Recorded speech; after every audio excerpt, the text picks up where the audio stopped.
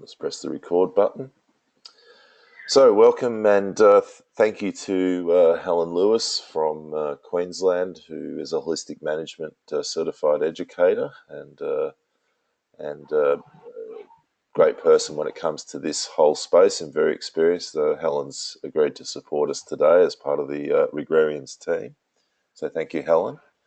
And so Helen will be, if you've got any questions along the way this, I'll let Javan explain how we're going to run, but I'll maybe just leave it to you, Javan. But Helen will be supporting us today with that. I'll be available to help with any tech issues that people have, and of course, if there's any questions I see needing answered.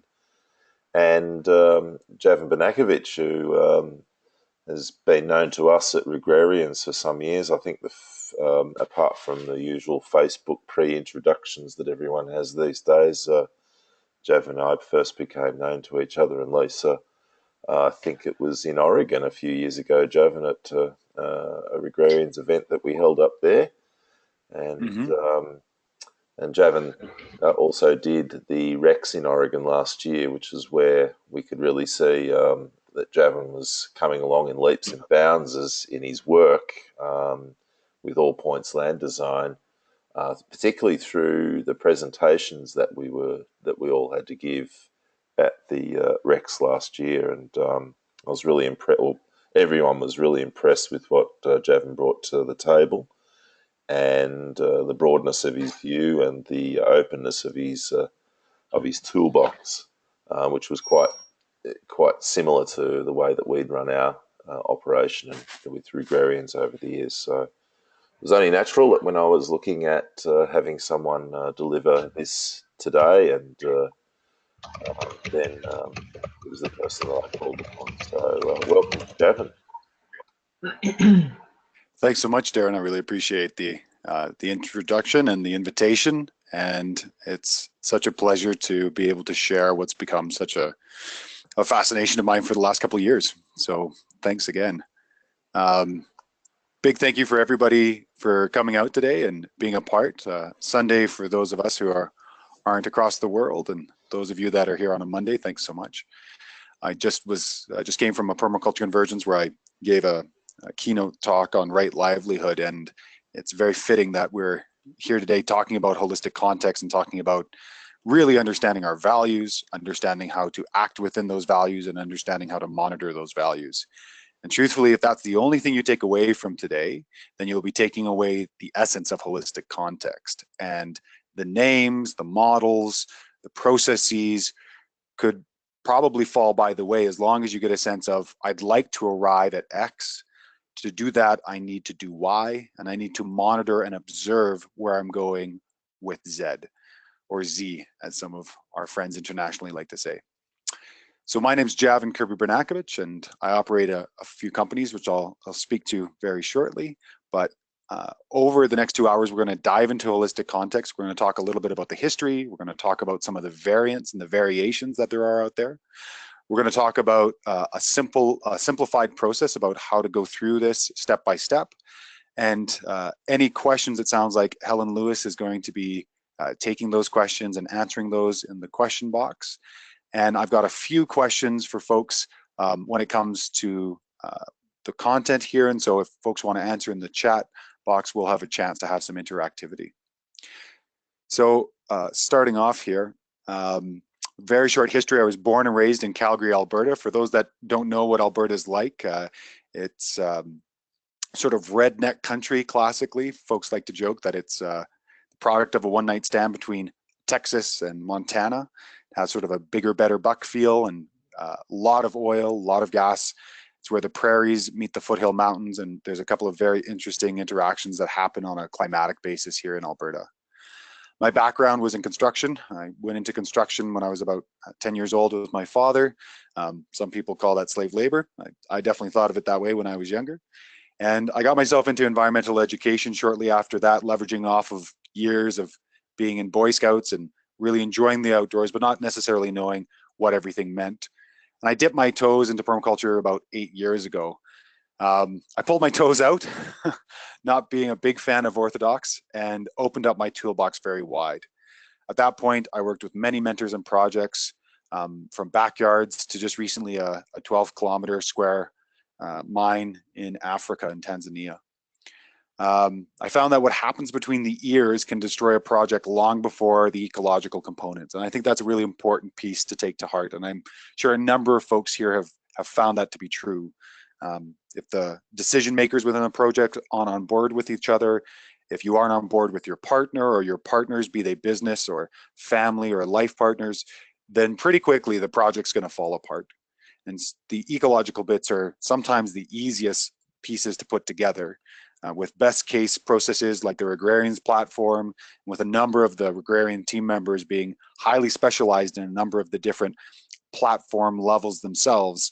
We can find a fencing solution, we can find a pump solution, we can find, as I was just working on a project with a large scale dam, we can figure out different ways for sealing.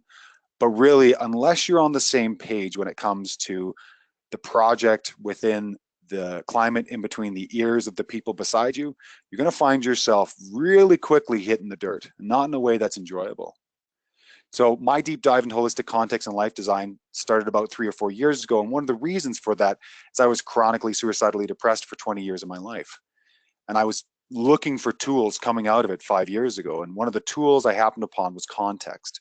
The idea that we could lay out our values and we could say, for this whole we are managing, which is a bit of jargon, which means the project we're managing. So the WHOLE, the whole, just means the project we're managing. We can get a sense of our values, what we need to do for that, and then how we're going to monitor for that to be the case. You'll hear me say this over and over again because I want to make sure this comes across. So currently I run a few different enterprises. I run Permaculture British Columbia, or Permaculture BC, which is a hub for permaculture within the province of British Columbia, where I live. I run a land design program called All Points Land Design. Currently have 3 active designs, a 5, 160, and 165 acre projects. Currently working with 8 land design, life design folks, and currently working a business mentorship program with my good friend and colleague, Rob Avis. On the life design front, I do online courses, one-on-one work, and there's a lot of interactions here that I enjoy to bring to this work that we're doing together. So since that deep holistic dive, I've helped over 75 individuals and group build their holistic context and use it, taught over 230 folks how to do this work, and have a holistic context for myself, all 3 of my businesses or enterprises, and my family. So it's something that I live and breathe, and it's something that's really close to my heart because I've seen the results. And as I've seen a number of times, if you use it, it works. If you don't use it, it doesn't work. You don't expect a chisel that stays in the box to do any of the excellent work you need it to do. So with that, I think what we'll do is we'll dive a little deeper and start off with PA Yeomans, as we have in essence with this program. And PA was keen to say, plan the work, then work the plan. So context starts with that conversation of, first we're going to plan out what it is we're doing, and then we're going to work what we're doing, and it's going to be iterative, which means we're going to think about what we're going to do, we're going to build that plan, and as the old saying goes, no plan survives first inception. So when that plan is put into effect, we're actually going to get real world conditions. Holistic context, and truthfully, all of the work you do in the Agrarians Rex program over the next 10 weeks is going to be in the laboratory. We're going to be taking a look at things from not complete real world conditions. And when that plan goes back into the field, life's going to look at it, the water is going to look at it, the plants are going to look at it and go, oh, that was really interesting. Here's what is actually the conversation. And so just like how the jet engine wasn't built by engineers, it was built by tinkerers, by airplane pilots, by folks who were trying to see how it would work. And they put this contraption into the air, and that contraption came out of the air, and the majority of the pilots survived, and they rinsed and repeated. This is a process that must be used if it is to be refined.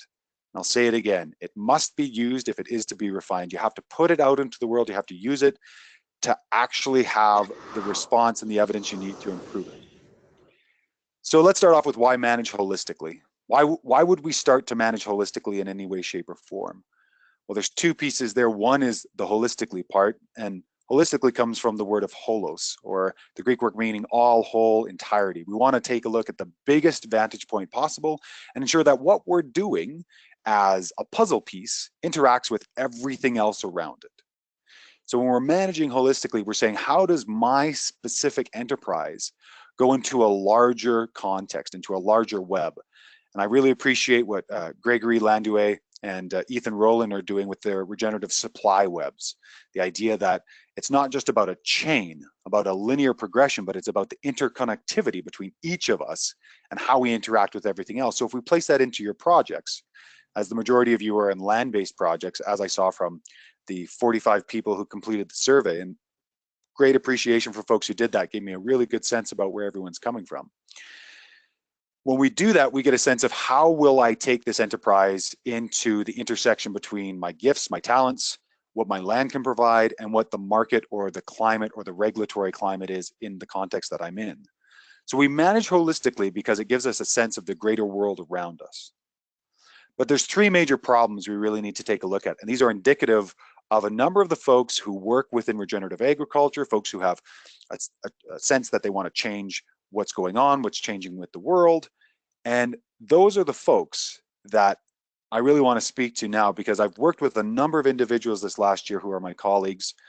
And one of the major things that I see time and time again is the hero complex, that many in regenerative agriculture have a primary operating system of being the hero or the savior. And that can be a debilitating belief going forward. Having that being the primary motivator versus looking at specifically what's happening in front of you, or how it's happening in front of you, or what you're trying to complete, really puts you at a disadvantage. I worked with an ecological landscaper down in the States last year, and one of his primary operating systems, and what he put originally into what's called a statement of purpose, which I'll get into, was I empower and inspire others to do the great work I want to see in this world. Well, what's interesting is as soon as you put somebody else into your statement of purpose, into your mission statement, you've outsourced the feedback, you've outsourced the work to somebody else for your life's purpose, for your project's purpose. And a number of folks who are the savior or the hero do this. They say, well, I will finally be complete, or I'll finally be good as long as I can regenerate 10,000 acres of land or 50,000 acres of land, or I can make sure that I feed 20 families or 25 families, when in actuality, it's about producing the best food possible and still having the quality of life you want, so that way you get to see your kids grow up. Good friends of mine who are currently raising their kids are constantly being told, you only have till age 13 until they're gonna turn away from you, so spend those years wisely. So similarly, when we're taking a look at context, we're trying to ensure that some of the beliefs that we walk into with our context don't overrun the entire conversation. The second major problem, which is actually related to the first, is the idea of cognitive biases. So cognitive biases have to do with the idea that they are filters or lenses through which we see the world, and by default distort our reality. This concept is called anchoring. That means that we've got a thought in our head, and when we go out into the world, we take a look at the information and we hand select the pieces of information that fit what we have in our head. So if we go out into the world and we say farming is hard, then we're going to go out and we're going to find all the pieces of information that confirms that, and we're going to be a bit resistant to anything that says that's not true. Now, in the farming world, as I found, and being a farmer for a short while myself, I've come to realize that there's some very firmly held beliefs within the folks who end up becoming land managers and land stewards. But cognitive biases make it very difficult to manage a project, a piece of land well. Really, there are these lenses that when we look through the world, we see things a little distorted. We see things not quite right. And we can walk out into the world and we can hate something completely, and it can overtake the entire frame that we're seeing, that world. So over on the West Coast, we work with a plant called Scotch broom, and it is a nitrogen fixing pioneer species. And for the most part, it is highly aggressive and quote unquote, highly invasive. So when we take a look at that plant, what's the functionality of it? Well, it's a nitrogen fixer. It doesn't work very well in deep shade. You can't have it 50 or 100 feet into a deep shade, a middle or climax forest. And similarly, when you take a look at that plant, it has a functionality, but a number of people on the West Coast like to demonize the plant as being terrible, and yet it's just a plant doing its piece. So if you walk out the door and you have a hatred of something or a dislike of something, you're going to be challenging that throughout your entire conversation for the duration of the project, the duration of your day. So one of the pieces we talk about is really understanding what's actually in front of us, understanding the pieces in front of us. One of the major aspects that I find that's problematic within land-based projects is the bias of confirmation bias, where we seek out information to confirm a belief held while discounting evidence that supports differing conclusions. I was recently working with 2 poultry farmers on holistic context, as well as working on a concept plan for their project. And they were doing organic certified eggs that were pastured, that had fermented feed, that had the most amount of land to roam that I've seen of anyone who does small scale agriculture here in BC, because we don't have a lot of big farms as many people do in other places in the world. And they were charging $3.50 a dozen, which is below what conventional eggs sell for. And they said, we looked at all our friends and colleagues, they only charge $3.50. And my aunt said anything over $3 is crazy. They were taking all these selective pieces of information to say, this is what we should charge. As we started to uncover the fact that this was a bias of theirs, they could accurately compare their food to the food out there and also see that what they were doing on a number of levels was above the standard of other food, and were able to then move their $3.50 dozen an egg to $9.50, which was keeping with the market and also pushing the market to say that some of the things they were doing were pushing that envelope and there was a value to that. So confirmation bias is just one of the many cognitive biases that we suffer from. And one of the reasons I love holistic context is that it allows us to make decisions not shaded or sheltered by our cognitive biases. So if we are what we eat, then we also are what we think. And Helen just sent me an email before we got on here today and said, you know, there's a lot of people who are struggling and really reluctant to ask themselves their why. No doubts. It's a lot of work. And asking ourselves our why can seem very far removed from the land-based conversation until we realize that if we don't ask ourselves our why, when it does get tough, and it always does get tough at some way, shape, or form, then we're going to have to come back to our why to get ourselves through those moments, those frustrations, those pieces. So we really do benefit from getting a sense of what we think, because it does make up who we are. So those beliefs that we have create the lens through which we see the world. Knowing our beliefs is like sourcing our food. And we know what makes us up when we know what our beliefs are, what our cognitive biases are, be they good or bad. And all of these are beliefs. If folks are looking for a series of books which are just really get to the point quite well, one is Ishmael by, I forgot his name. I want to say Dan Quinton, but I think that's wrong. And the other one is Sapiens, A Brief History of Humanity.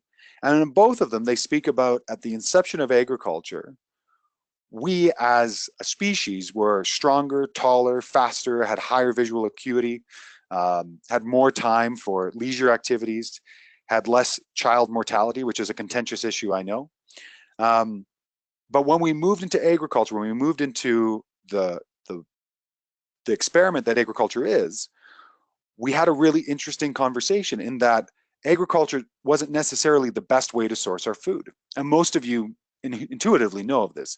The hunters out there know this for sure. The trappers and the fishers out there know this quite well, that when food is allowed, when animals are allowed, when plants are allowed to grow in a native environment or an unmanaged environment, they tend to produce higher nutritional value. This isn't true for everything, but the majority tends to hold true.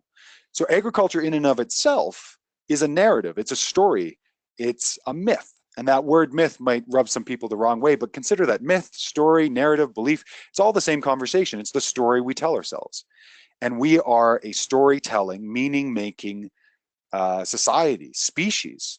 I like to joke with clients that we're meaning-making monkeys hurtling through a hunk of space dust, traveling through the cosmos, just trying to understand and make meaning of everything that's in front of us.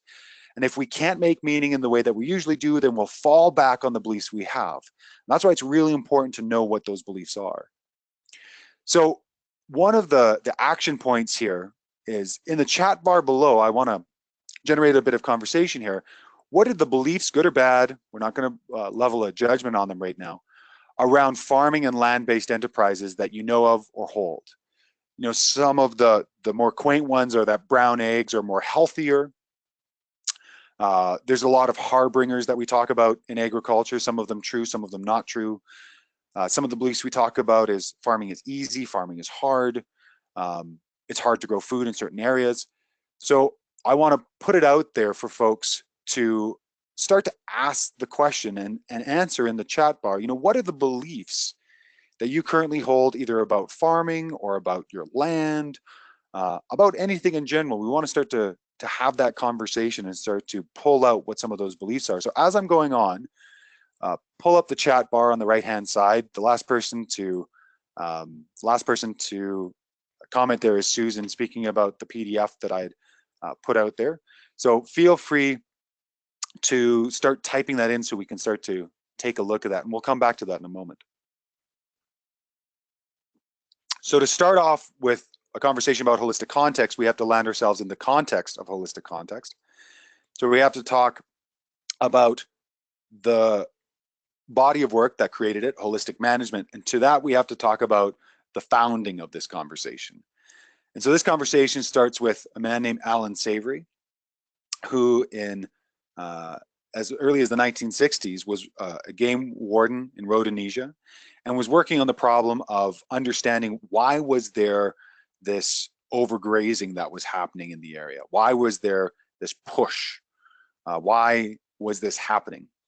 And after coming up with his conclusions and having it vetted by a community of scientists, he called for the shooting of 40,000 elephants, because it was his belief and the scientists' belief and the community's belief that this was the issue for the overgrazing, that there was too many elephants there that were overgrazing the area. And what was interesting about that conversation, beside the incredible impact of that, is that Alan called it the saddest and greatest blunder of his life. He went on and connected with a number of individuals to understand that there's actually a predator-prey relationship. And when you start to remove the predators, the prey species stay too long. And when they stay too long, they start to eat the vegetation near the waterways. And when that happens, you start to lose the integrity of water channels and waterways. And there was a drying nature that happened within that area. It's the same conversation that happened in Yellowstone Park. And when the wolves, which came from my native province of Alberta, northern Alberta, were introduced back into Yellowstone National Park, the wolves put more pressure on the deer and the other graziers in Yellowstone, and there was kicking in of the ecological processes there that had fallen lax without predation. But what's so interesting is it was actually confirmation bias that made the issue. It was interpreting research data to fit the prevailing worldview that too many animals causes overgrazing and overbrowsing, instead of asking that wonderful question of what's happening here. And a good friend and colleague of mine, Brandon Bauer, likes to give this to students as he's teaching, which is, what's the loudest thing in the forest? And this is true for what's the loudest thing when you're looking at a piece of land. Well, it's the human mind. What does it sound like? It sounds like a trash can rolling down suburbia at 3 a.m. in the morning. It's loud, it's not responsive, it's not interactive. It's just a lot of one-directional conversation. And so when we come to a landscape, when we come to a conversation, when we come to a context, it's about staying at about 3 feet tall and being at about the age you are when you're 3 feet tall, 6, 7, 8, 9, and asking, what's happening here? What am I seeing? What are the interactions? What's the conversation here? It's about thinking holistically, and I want to bring a colleague example to mind. I've been working with a number of colleagues this year on their holistic context and a little bit of life design conversation about the personal resistance they have and the issues they have when it comes to work. And one of those incredible individuals is Neil Bertrando. And Neil and I have been working on his context for a number of months and working on some other conversations as well. And Neil said it best. He said, I kind of forgot to use my context these last 2 weeks and use my statement of purpose, but I'm starting to think holistically. I'm starting to think, this is what I want, so I need to do this, but how am I going to make sure that I know that this is happening? I need to have an indicator. I need to monitor this. And he was ecstatic via email explaining this to me, that he actually got to the place I wanted him to get to, which is the skill of thinking holistically. The context is just a tool. It's just a way to get there. It's the tool that builds the skill. What we're actually trying to get to is to be able to think holistically. And this goes back to what Alan came to realize, is that the major issue is not that we don't have great technology or great tools. We don't understand things like rest or fire, although we can definitely improve our understanding of these things. It's actually that we have an issue with making really good decisions and decisions well, and that we have problems in management. So I and others on the team, and I'm sure others who are in the program as well, always get the call. And the call goes something like this: hey, I saw your website, and I want a agrarian farm, I want a permaculture farm, I want a regenerative agriculture farm. They have some sort of title in their head. They've watched a Jeff Lawton video, they've watched Darren, they've watched me, who knows, and they've said, this is what I want.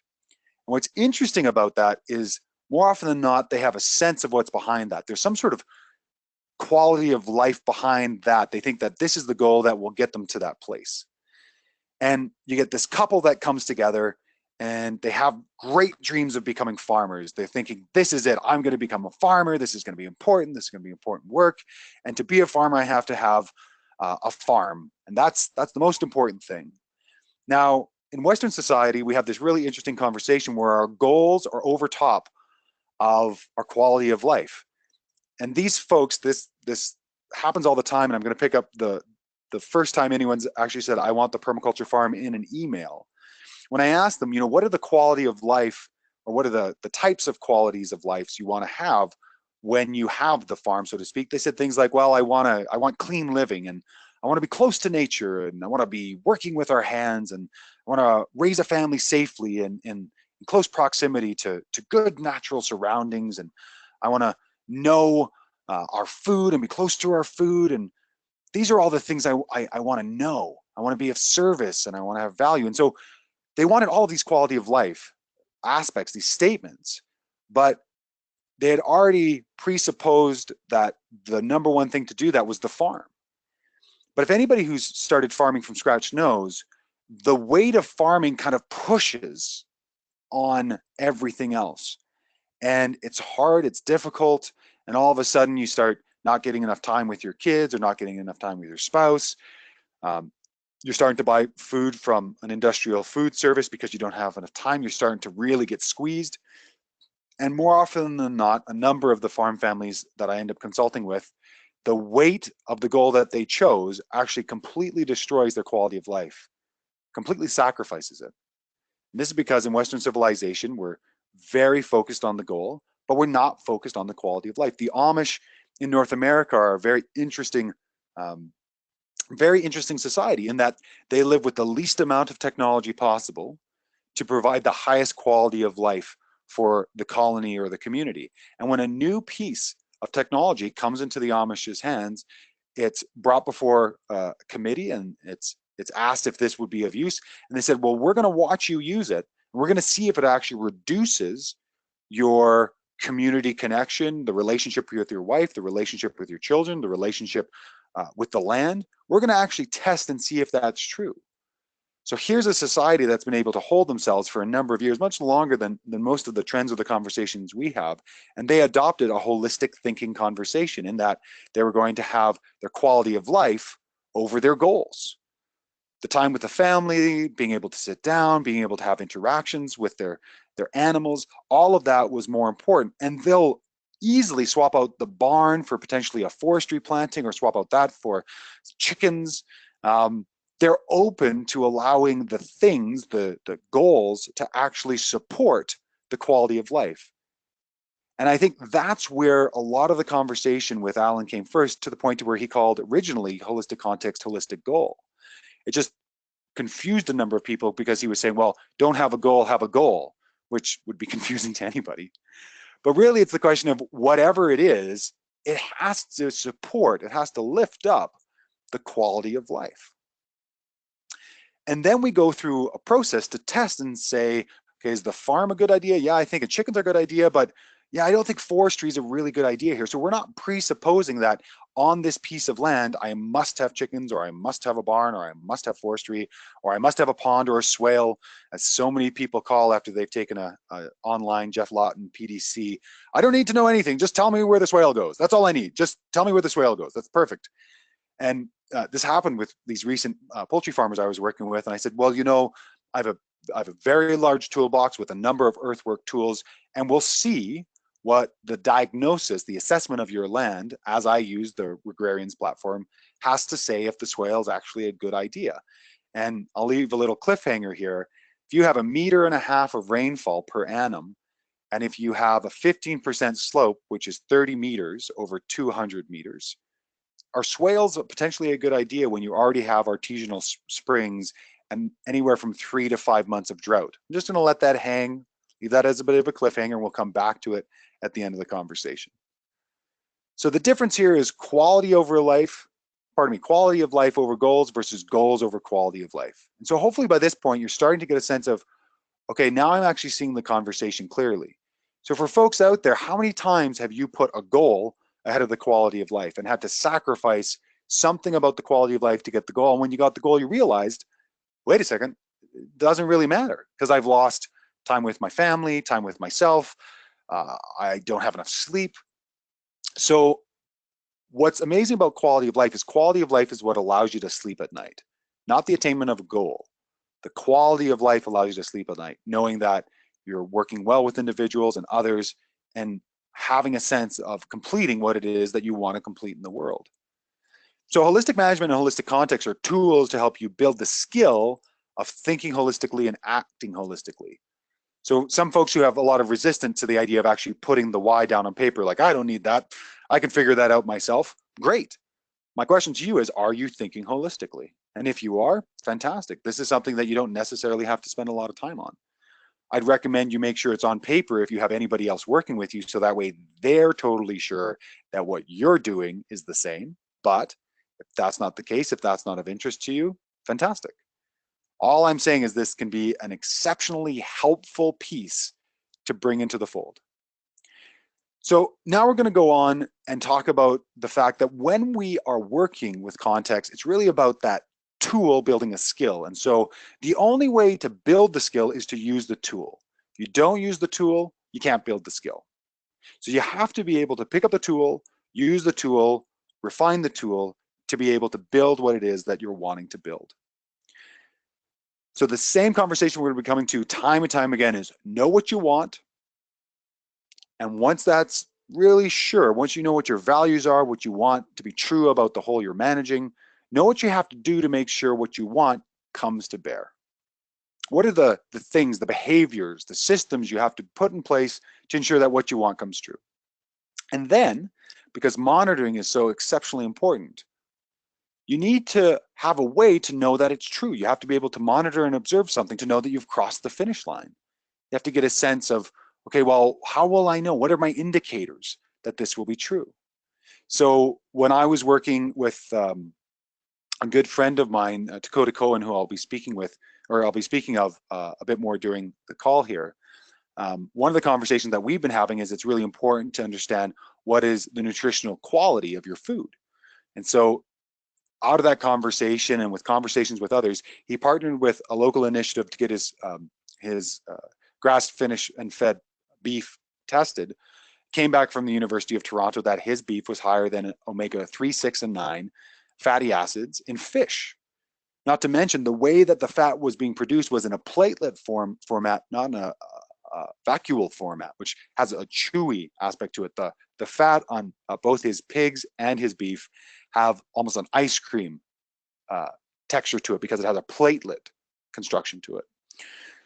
So that was one of the measurements, one of the monitoring processes that he was using to really know that he had good food. I use a refractometer when I work with orchardists and perennial food folks, as well as market garden folks, to really test to see, all right, in an organic context, we can use a Brix meter to see what the sugar content is, and that gives a sense of what the nutritional value is. So we have to have measurements and monitoring to know. So if I want X, I need to do Y, and I'll know X and Y are happening if I observe and monitor Z.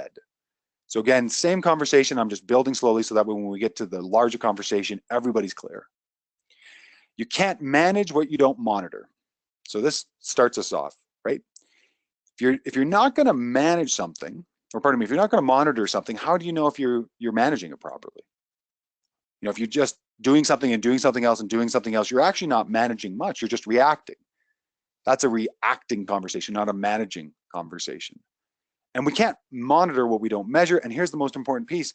What we don't measure doesn't improve. So if we don't have a baseline of conversation, we don't know if we're moving forward. We don't know if we're moving up or down or left or right. We have no idea. So base metrics are exceptionally important to ensure that what we have is what I like to call moving the needle. Are we moving in the right direction? Are we increasing the density of the pasture crops? Are we increasing the total soil carbon? Are we increasing are we decreasing the compaction? Are we increasing traffic on the site?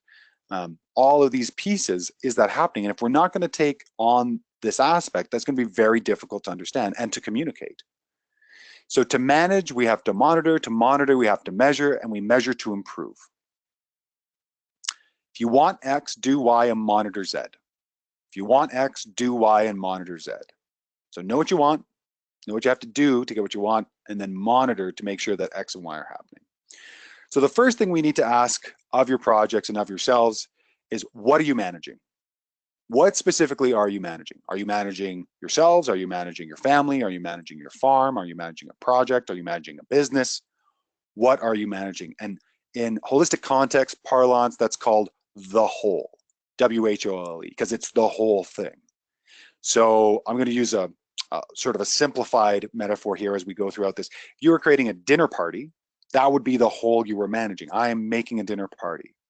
So I would clarify that and understand that. So one of the things you have to do before next week is clarify, what is the whole that I'm managing? And if it's a land-based operation with these people and these enterprises, great, that's the whole you're managing. Now there's wholes within wholes. This is called holism, and that's with an H, not with a WH. Holism is the idea that we have nesting systems within nesting systems. Currently, the conventional conversation we're having is that we are 9/10 other. So of this trillion, tens of trillions community that I host as me, 9/10 of it is bacteria and other microorganisms. I'm just one part of that. So the conversation we're having now about gut flora, that of course feeding them properly and making sure they're well taken care of makes really good sense, and that it can affect us mentally and emotionally and physically, and the amount of fatigue we have, or the strength we have, or the virility we have. All of those pieces are managed because I have this whole that I am managing. I'm managing me. So when I do this work with life design context, I have a context for me. And part of that is that I feed this trillion member community really well. I feed them with what they need and what they want, and I make sure that those populations are at a good level, and I monitor that.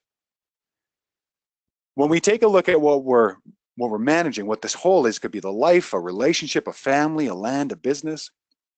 I've worked on every single one of these contexts, and there can be multiple contexts, but you just have to make sure for the Rex, what is the whole you are managing? Make sure you know exactly what that is, so that way you can use it and you can go forward with it. So this is the first step. So take a moment now, consider to yourself, okay, what am I managing? I'm managing, yes, sure, 60 acres, but 60 acres is just the piece. It's not the whole concept. So are there family members here?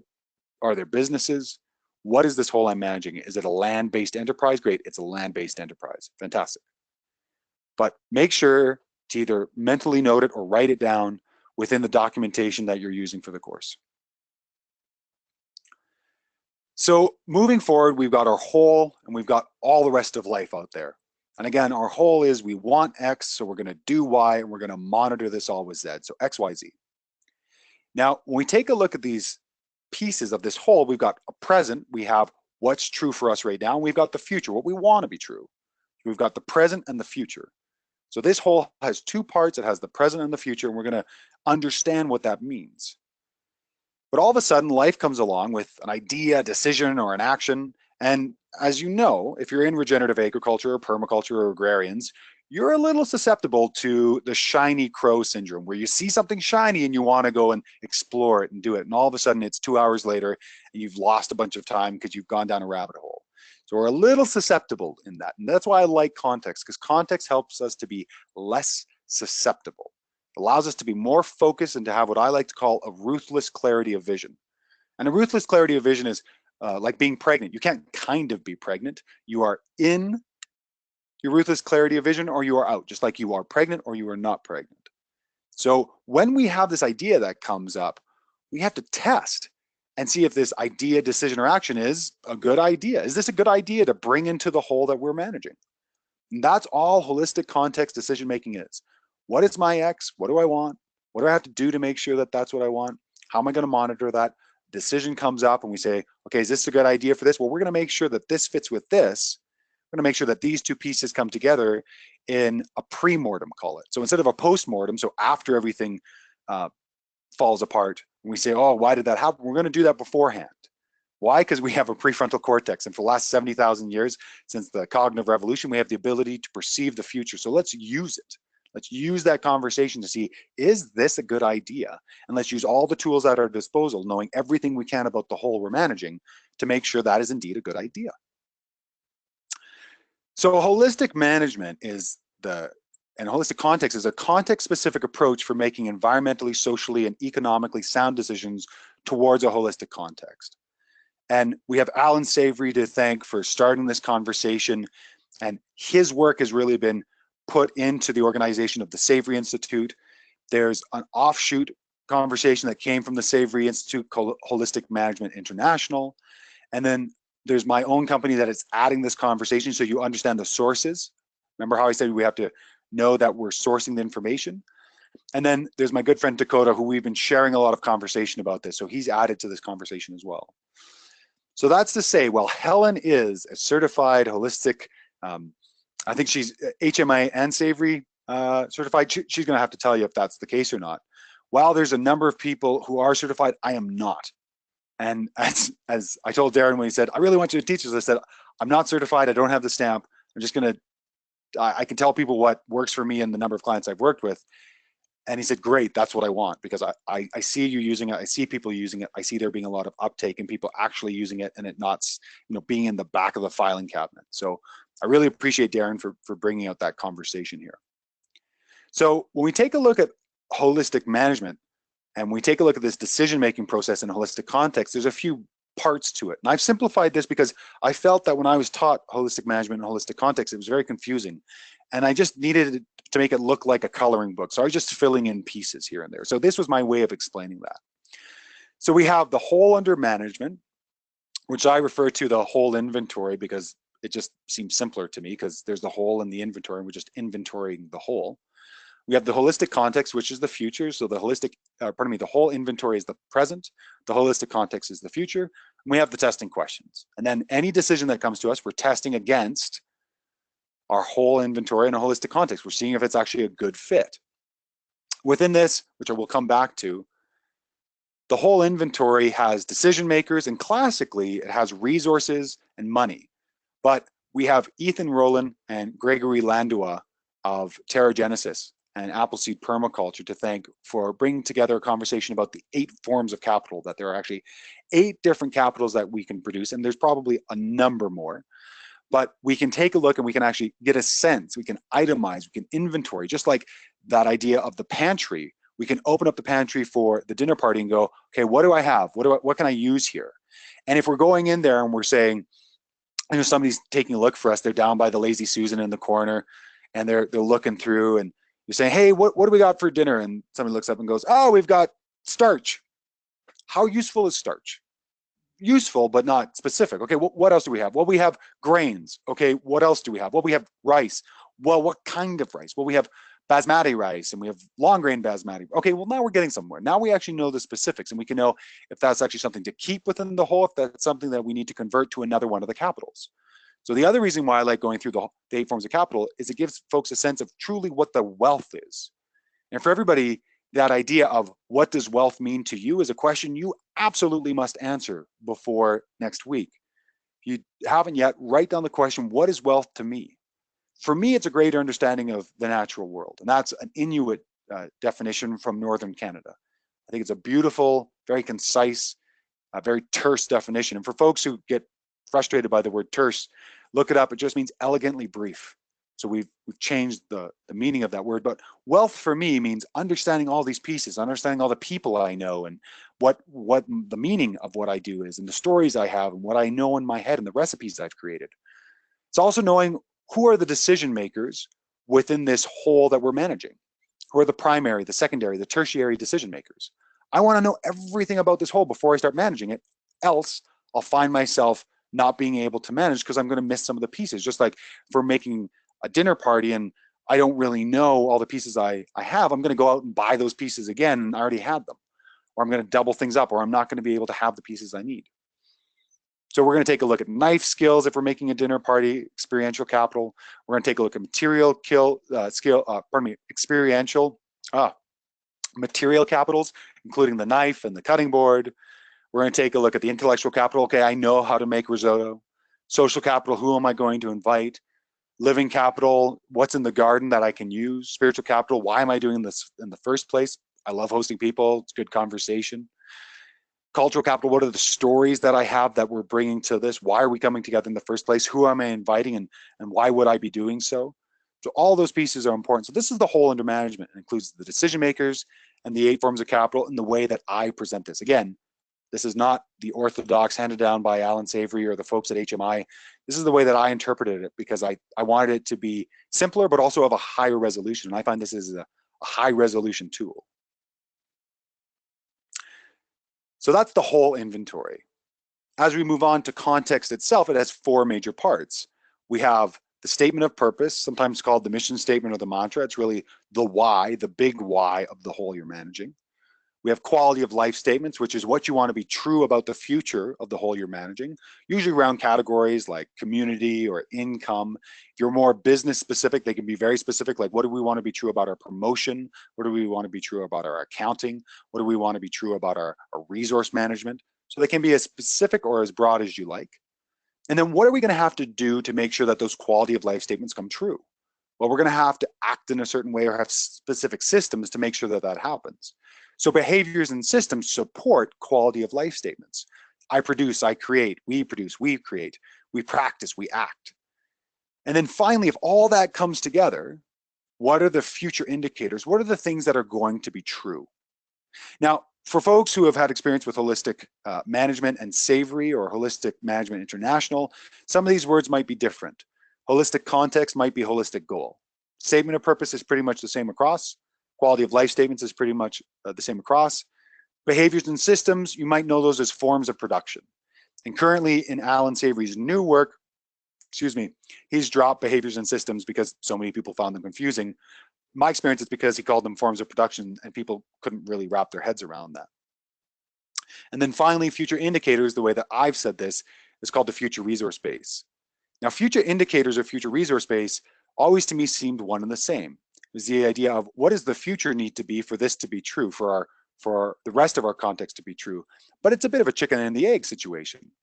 If all of this is true within my context, this land-based enterprise or the pantry conversation with the dinner party, well, if people are having a great time and having a great meal, and in some cultures, belching or burping is signs of appreciation to the chef, or patting their bellies or saying, oh, that was such a great meal, then those are as true as being resource bases in the future, which is still kind of a confusing thing to think about, as they are as indicators. They're way markers, they're watermarks, they're benchmarks. They're like, oh yeah, we're having a good time, great, I know that this is happening. Those are indicators. So I just called them future indicators. And so it's the idea that in 7 generations, a First Nation concept, that we want to do today what will increase the resiliency and the happiness and the anti-fragility of our descendants 7 generations down the line, or what are the indicators of our success? So for some, this might be different terminology. I just found it was easier and more direct when I was working with folks who had no idea what holistic management was. And even those who did, I've had 10 clients this year who had already worked with holistic management, had already made one, and thought it was still so confusing. They didn't know how to work with it. So nothing against those folks. I'm sure it's worked great for them, but this is just my way of interpreting it. And on the side, you can see this is X, Y, and Z. So X, what do we want?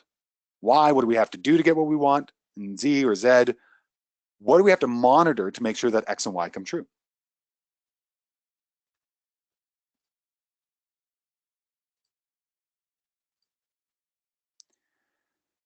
So we've got the whole inventory, the holistic context, and then we have testing questions. So the testing questions are ways of going through the context when we have a decision and saying, will this decision bring about my holistic context? Will it make it true? So this is the pre-mortem conversation we were having instead of the post-mortem conversation. So testing questions, these are a little different from Alan's as well, little different wording, but the original, I think, was called cause and effect, and I just called it root cause. So if you're taking on a decision, does it actually get to the root cause of what's going on? Does it actually get to the core of it? Because if it doesn't, why are we taking it on in the first place? I'll get into that potentially a little bit more at the end of today, but definitely next week. We'll talk about a lot of the decision testing questions next week. So I'm just going to run through them quickly. What are the weak links within this decision, or what will the weak links be created within our whole if we take on this decision socially, financially, and biology? Does this decision or action bring us towards the right direction in the most amount of work? If you've seen Dan Palmer's work of Very Edible Gardens, he calls this the greatest thrust question, which doesn't land too well for some folks, definitely in North America, but it's a great conversation. There's the gross profit analysis. So if we're comparing to enterprise, which one contributes most to the overhead of the business? There's the energy source and use. Where does the energy to actually take on this decision come from? Can we have an unlimited supply of it? Is there a short amount of supply? What's the repercussions of taking this money or energy from here and going over here? Will the future indicators actually be true? You know, is this going to bring about the future resource bases? And then finally, the gut check. And I have so much appreciation for Alan for having the gut check, because it says that, yeah, there is that secondary brain. There is the vagus nerve that runs from the base of our skull and goes down to our jaw and our chest and our stomach, and is really the second brain and gives us a sense of, okay, does this make sense? Because that's the limbic system. That's the primordial brain that goes, there might be something here that really feels off. And that to me shows that we're not only using the logical conversation, but we're also using the somatic conversation, the body conversation, the gut check. So holistic context, again, is just this coloring book and just filling in these three areas: the whole under management, the holistic context, and then testing questions beside it. So as we move on here and we start to see this, I was speaking with a friend of mine who was teaching me holistic context years ago, and I said, holistic context needs more stickmen. I don't know how I fit into this. And I was looking at this one day, I said, of course, I am the stickman. The whole is me, or the enterprise I'm with. And how do we know that it's me? Well, we're farmers, so we got boots, we got pitchforks, that's how we know. So in comes a decision. So life hands us an opportunity, a decision, something that's forced upon us, something that we go out and actively seek, something shiny we see. And what we use is these testing questions in our holistic context to see, is this idea, decision, or action a good idea? And sometimes it's no. Sometimes getting to a no is what we call a positive negative. And in consulting, the work that I do with folks during a good fit call, which is my sales call process, I say, listen, the diagnostic work I do with you might be a positive negative, as it was with these poultry farmers. They said, we want swales and ponds, swales and ponds. So, well, that might not be the result. So I'm not here to confirm what you think. I'm here to take what I know to assess the conversation and see if it's actually a good fit for your land base. What do you want in terms of your conversation? And that's why context is so important. Sometimes we have an idea, decision, and action, and we go all the way through the decisions, and it's no. If you take a look at the first conversation we had there, that first idea and decision was rejected right off the bat because we took a look at the root cause, and you know what? It actually doesn't solve the root problem at all. It just doesn't address it. So these poultry farmers I was working with, they were doing pastured poultry, and one of the decisions they were testing in our work together, because the way that I do holistic context and teach it takes about 6 weeks, and there's anywhere from 6 to 10 hours of work in between each week. So know that we're asking a lot of you in 2 weeks, but we're going to try and give you the most amount we can within the confines of this 10-week incredible buffet. So if we were only to spend 2 weeks on holistic, or we were only to spend 10 weeks on holistic context, you'd have the context, but not the platform. If we're going to spend 10 weeks on fencing, which would be amazing. I'd love to listen to Darren and watch all of the work that he does with specific type of fencing and understanding that. We won't get a whole conversation. So part of this is knowing that we're going to do the best we can with the information we have. So in working with these poultry farmers, we were into the testing phase, and they had tested this decision: should we buy an ATV? Now, this property is only 200 meters long, right?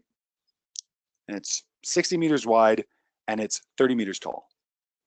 And when I asked, what's the root cause of the ATV question, they said, well, we don't want to tire out our bodies. I said, yeah, but why do you need the ATV? Well, we need it to move the chicken tractor. Well, why do you have a chicken tractor? Well, we're doing pastured poultry, and the only way to do pastured poultry is with a chicken tractor. So they looked out into the landscape, the electronic landscape, and they saw pastured poultry is chicken tractors. They looked at Duracell and stuff. They built their own chicken tractors. And I said, how many chicken tractors have you guys wrecked thus far? 3. So the wife had to wait sometimes for the husband to come home from the job that's has been subsidizing the farm to move the chicken tractor. And what they realized, and what I realized, is that it was a management conversation. They weren't managing in a way that allowed the chickens to move on the landscape without having to move their structures. So the solution there was very specific to their specific problem. And this is why sometimes that first decision can be taken out right away, and sometimes we have to go through the whole test and question conversation. And especially when you're starting off, I would recommend going through all the test and questions for a year so you get a really good sense of them.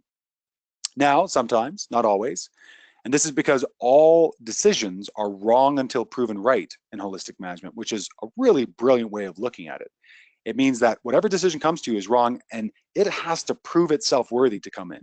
Not how we usually do, which is, I thought of it, so it must be true. This is a bad idea already, and I need to prove it to be true for my context, for me, my family, the land, wholeheartedly. Or I need to change the conversation. I need to change the decision. I need to change aspects of it. Or I need to swap it out completely. Or, as many people do, they know it's not going to work, but they take it on anyways because they're flustered, they're frustrated, they don't have any other options. They have something going on that needs to happen.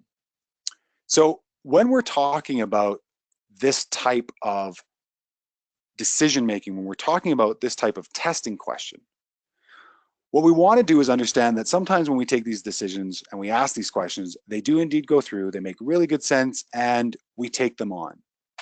And that's what we're trying to go to or look to.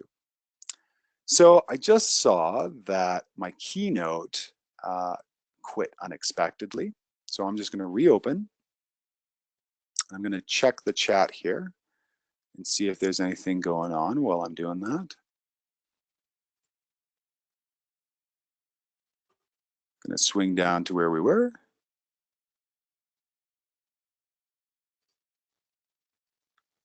And onwards and upwards. So we test our decisions, we test our actions, and sometimes they make it true. Those decisions that do pass the post, what we do is we go into a feedback process. And so once that idea has been tested, we test, we assume it's wrong, we decide if we're going to do it or if we're going to change it. We establish indicators. And this is one of the things that I find a lot of classic holistic management educators and practitioners don't do. They actually don't establish monitoring indicators that this is actually a decision that we're going to test and going to monitor. How are we going to know that this decision is coming true? So with our poultry farmers, which I keep referring to, we took some metrics on their bodies and their fatigue to understand if this was actually a good idea. Now, it might seem really specific to do that, but for them, being first-time farmers coming from a non-farming background, it was important so that way they could see what was going on. Then we design or plan or implement. We put it together. We plan, we design, we implement. We monitor and we observe, and round it goes. So we have a feedback process, excuse me, to be able to see this process move forward. So holistic thinking is, what do I want? What do I need to do to get what I want? How does that fit into the broadest context possible? How am I going to monitor it? Do I decide to take it on by a testing process? If I do, then great. If I don't, then great. And then I'm going to monitor it. And on and on and on it goes. And when this comes to, especially when it comes to testing or working with quote unquote pests or issues or biological cycles, this can be a lifesaver. Working with some folks out on the West Coast, we deal with something called anthracnose in a lot of the orchards, which is a fungal disease that comes into a number of Malus and even some Prunus species. And when looking at the life cycle of it, we were able to pinpoint some of the openings where management could take place by observing and understanding that there was a sporulation process that we could potentially capture or trap. Furthermore, when we take a look at the crotches of trees on the West Coast, removing some of the lichen that grows there can also reduce the amount of surface area, which can reduce the amount and area that spores can land on. So all of this conversation can come into effect when we're dealing with biological processes, when we're dealing with management processes, when we're dealing with inter-family or inter-management processes. All of this can come to pass. So we've got our decision, but really most times we don't have context. And what we do is we react. We just continually get a decision and an action. We react, on and on we go. So boots are in the ground, we're working, and along comes a decision, and we get buried by it. We get another decision, and we're buried by that. We get a third decision, and all of a sudden, we're in over heads, and we actually don't know what's happening. And we're in that fog where we're constantly playing the firefighter, putting out fire after fire after fire after fire after fire. And so context gives us the ability to say, what is it that I absolutely want to do? What do I absolutely have to do? And how am I going to process this going forward? So context helps know what we value and what our values are, makes decisions and manage those according to those values, so we'll actually live our values, resist and build immunity to cognitive bias, and if used, live and work by design. So Darren picked up one of my monikers, which is, if you don't design your life, somebody else will design it for you. And this is true on every aspect of our lives. If we don't design our financials, somebody else will figure it out for us. If we don't make a decision, somebody will decide for us. If we don't take a look at how we look at our farming or how we take a look at our mapping, somebody else will decide it for us. So context gives us another tool in the toolbox to really live on point or live quite specifically. Again, the tool only builds the skill if used. If you don't have the tool, if you're not using the tool, you can't build it. But what's fascinating about context is it's the only self-honing tool. For those of you that enjoy knife work, I love knife work. I love it in the kitchen. I love it in woodworking. If I don't use that tool, I lose a lot of the connectivity with that tool, but it can also rust. Now, similarly, context, if it's not used, can rust. The difference is that if I use a knife, the knife actually gets dull with use, whereas when I use context, decisions will show me some of the error within my context itself. It'll show me that, oh, I thought that's what I wanted, but truthfully, my actions are showing that's not true. No, we very rarely can decide what we want. What we want is what we want. And when we put that into play, life tells us if that's actually a part of what we're trying to do or not. So some advice on holistic context from Joel Salatin. If it's worth doing, it's worth doing poorly at first. You're not going to be good at this at the beginning. I'm just going to tell you that now. If you're going to take this on, it's not going to be pretty at the beginning. It's going to be wordy. There's going to be spelling mistakes. You're going to say things that are probably not true, but that's fine. You have to suck at this for a while before it gets really good. I've been at it for 5 years and I feel like I'm just coming into it. So if it's worth doing poorly first. And I really appreciate Joel saying that and saying that ad nauseum and in his wonderful evangelical voice that he can boom so well. You're going to have to learn to do this just like you learned how to do everything else. It's going to be slow. You're going to take baby steps. You're going to get feedback. The more you do that, the more value you're going to pull out of this conversation. So realize it's not going to be perfect at first. It's going to be frustrating. And as a sheep farmer I worked with, who was one of the top sheep breeders in New Zealand 20 years ago, he goes, I don't really look forward to having our conversations. You continually ask me things that I don't want to ask myself. And I don't really want to talk to you today. I said, okay, well, we don't have to talk, but I want to. Okay, all right, well, we can talk, that's fine. But on the other hand, he also said at the end of our work together, he said, you know, that was useful and I learned more about myself than I think I know. And man, I already saved $20,000 on a tractor, or 22, whatever it was. So there is value in this. There's a conversation in this. So I acknowledge that you're frustrated. I acknowledge you don't want to do it. Do it anyways. We're telling you out of our experience, Darren and otherwise, and Helen and myself and David Ward, who gave some great advice last week on this conversation, we're telling you it's valuable. So take the time, take our word for it, take some trust, go through the process, and we'll walk along with you. Another piece of advice I love from Derek Sivers is, if information were the answer, we'd all be billionaires with perfect abs. You know, if it was just information, that would be it. But it's not just information, it's action. We have to take that information and actually action upon it. We can't just have the information in our heads. Bill Mollison, one of the two co-founders of permaculture who recently passed away, used to say that pollution is unmanaged resource. Well, what happens when we have all this information and all these thoughts in our heads and we don't use it? Working with clients right now, whom one of the metrics of success for our work together is that they work with a just-in-time education model. Currently in the world, we can learn what we need to learn when we need to learn it. We don't have to go to school for 4 years or 8 years or 10 years. We don't have to get all this background. We can go and understand something right from the get-go. Get it down, then get it good. So don't worry about what it looks like. Just get it down on paper, then get it good. You can always edit. You can always cross out. You can always delete.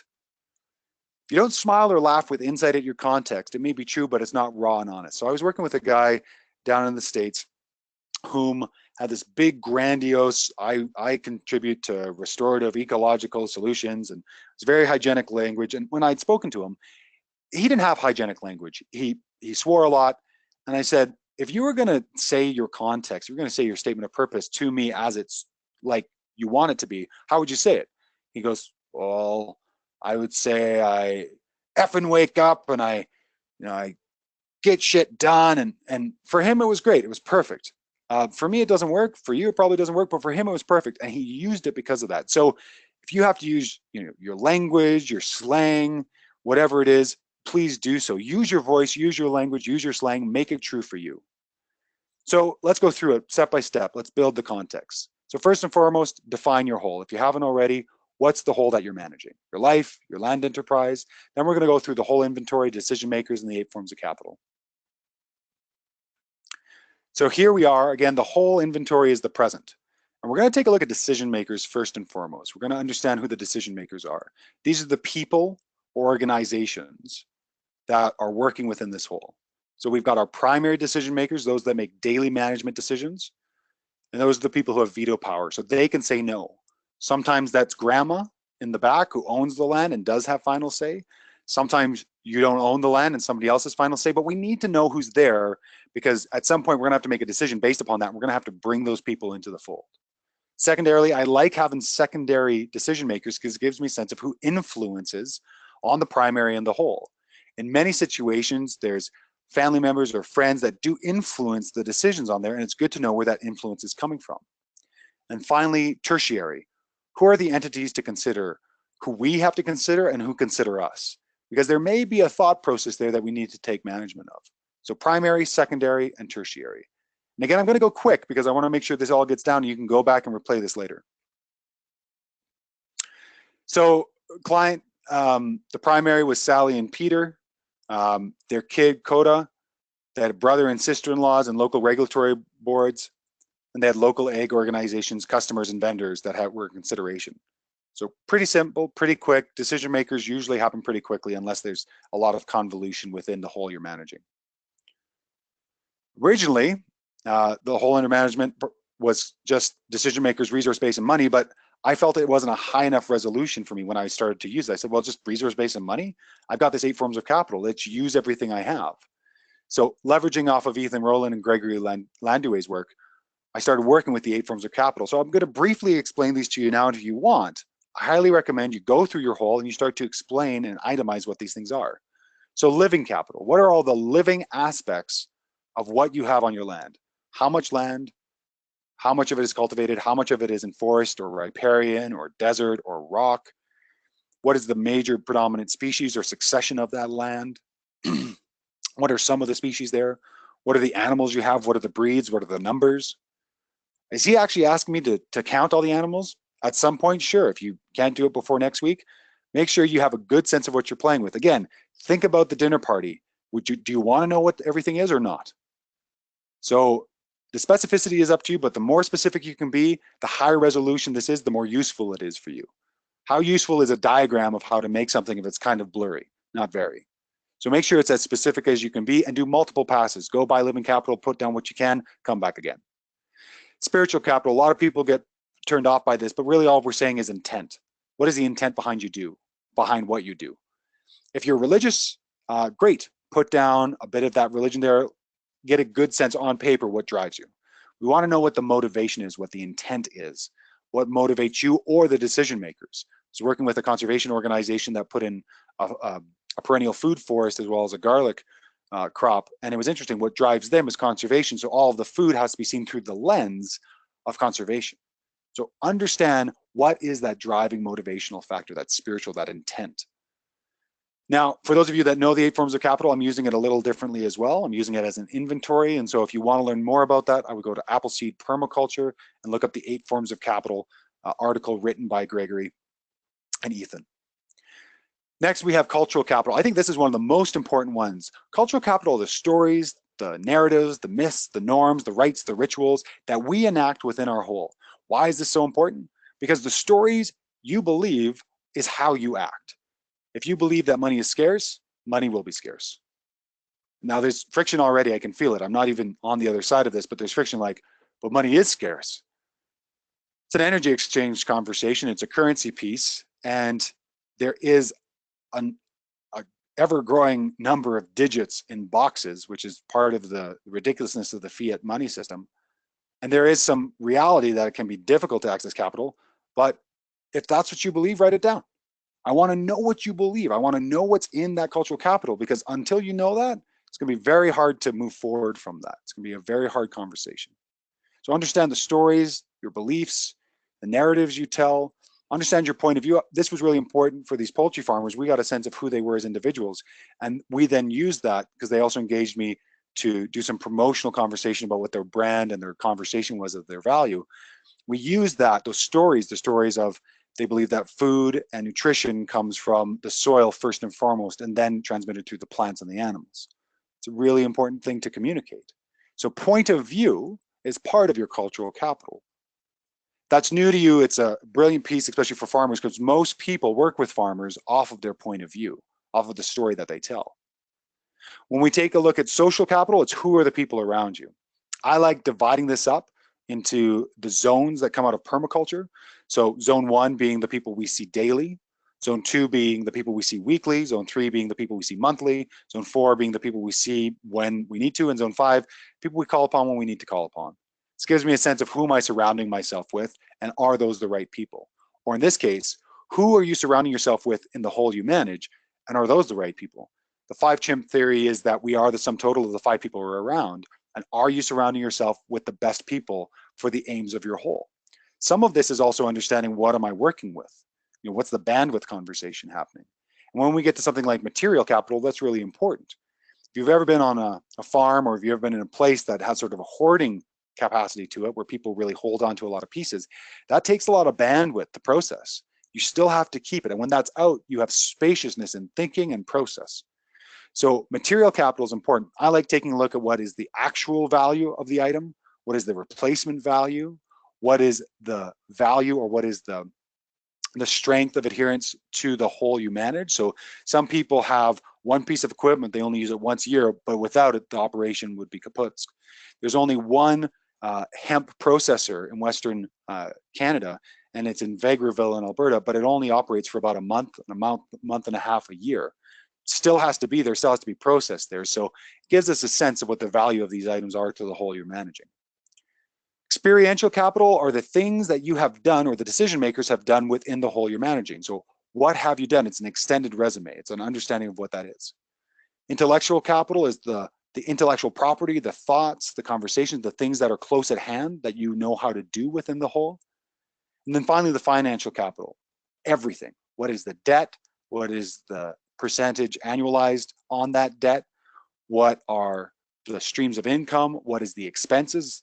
I'm a big fan of understanding what the burn rate is, because the burn rate gives us a sense of what you need to have every single month. The burn rate are the expenses you need throughout an entire month of operation within your whole. So what does it cost your whole to be alive from the 1st to the 30th or the 31st of the month? Because that gives you a sense of what you have to produce right off the bat. So I like understanding all these pieces before I go forward. So the 8 forms of capital, I use a spreadsheet to document all this, but you can produce it any way you like. So that's the whole inventory. That's understanding the whole, understanding all the pieces. We're going to go on to the holistic context now. So holistic context is the future. What do we want to be true? And it includes the statement of purpose, the quality of life statements, the behaviors and systems, and the future indicators. So first and foremost, we've got the statements of purpose and the quality of life statements. And if we go back to that first conversation, I want X, this is what you want. What do I need to do to that? This is the why, that's the doing. And then how will I know that's the case? That's the Z. So statement of purpose. Statement of purpose is if two or more entities have come together, this is the why of the whole. So why are you together? And I split this up. I've learned I'm the only person who does this. I have the destiny statement of purpose.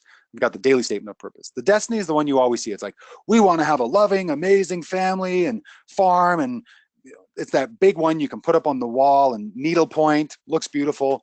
But I found that that doesn't help always with the daily conversation of running the enterprise. And so what I also have is a daily statement of purpose. And I use a conversation called the anti-goal. So what's the weak link currently? What's the weakest link within the whole that you have? And we're going to flip that into a positive. We're going to flip that into whatever that needs to be. So if you have a sense that we just don't have enough customers, then the daily statement of purpose is we have an abundance of customers, which means that every piece of work you do that day has to conform to the fact that you have abundance customers. So if you go off to tend something that you contend that's easy, fixing fences or something else that could probably be put off, but actually it's the customers that are the most important, then context can actually pull you right back in and go, that's not the most important thing to be doing with my time right now. The most important thing is right now the weakest link is customers, and I need to crack that nut. So the daily statement of purpose I find is probably one of the most important pieces. And my challenge to you, my homework for you this week is to come up with your daily statement of purpose for your whole. What is the weak link, the major weak link currently? What is the major thing that's providing frustration to you in the whole you're managing? And then turn that into the positive. And then use that as a context to test decisions. Should I take on this decision or not? And if so, how should I proceed within it to make sure that this statement of purpose, this daily statement of purpose becomes true? So that's my challenge to you. I really recommend you do it because you're going to see quite quickly if holistic context is for you by evidence. I'm not going to have to tell you, you're going to show yourself. So I want to show you some examples here. So this was the pastured poultry folks. And the destiny statement of purpose was we nurture our surroundings, know and celebrate its value. Great. Short, concise, I love it. They can remember it. Daily statement of the purpose, as you probably can tell, they were having problems really getting to the value of their food and the value of themselves, actually. So we know our product's value. And so every day they went out to really understand the value of the food they had. And they went on to do nutrient testing. They went on to understand how to understand that their food was good and how to communicate that value. And they became experts in communicating the value of the food to the point to where when I just delivered the final concept design for their water system, and I said, great, I'd like to purchase some chicken off of you. They said, we don't have any.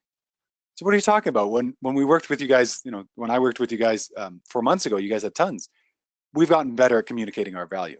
Fantastic. So the daily statement of purpose changes. So the daily statement of purpose they have now is not the same they had before. Now it's actually how do we integrate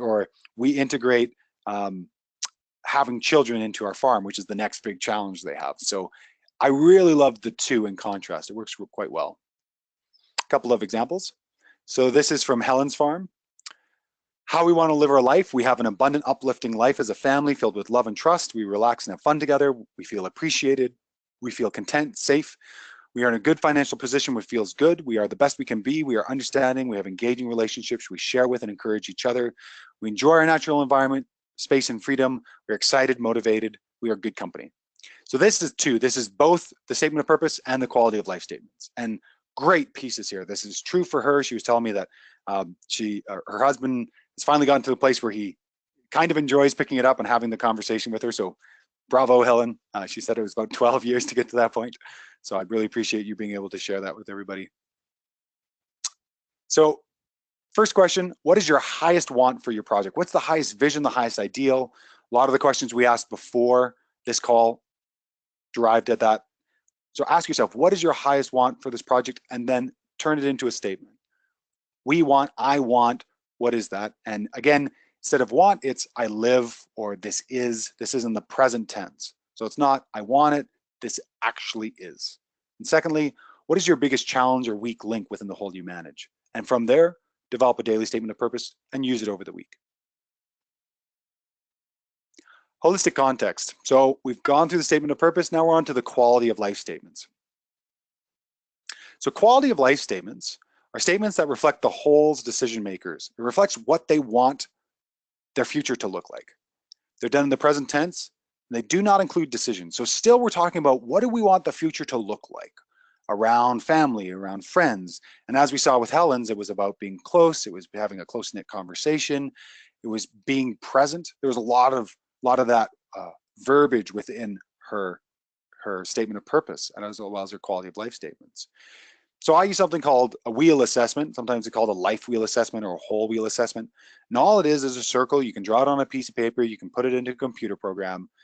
You divide it into as many sections as you want. I usually use 8. And these are the ones I usually use: family, community, health, careers, finances, leisure, and spirituality.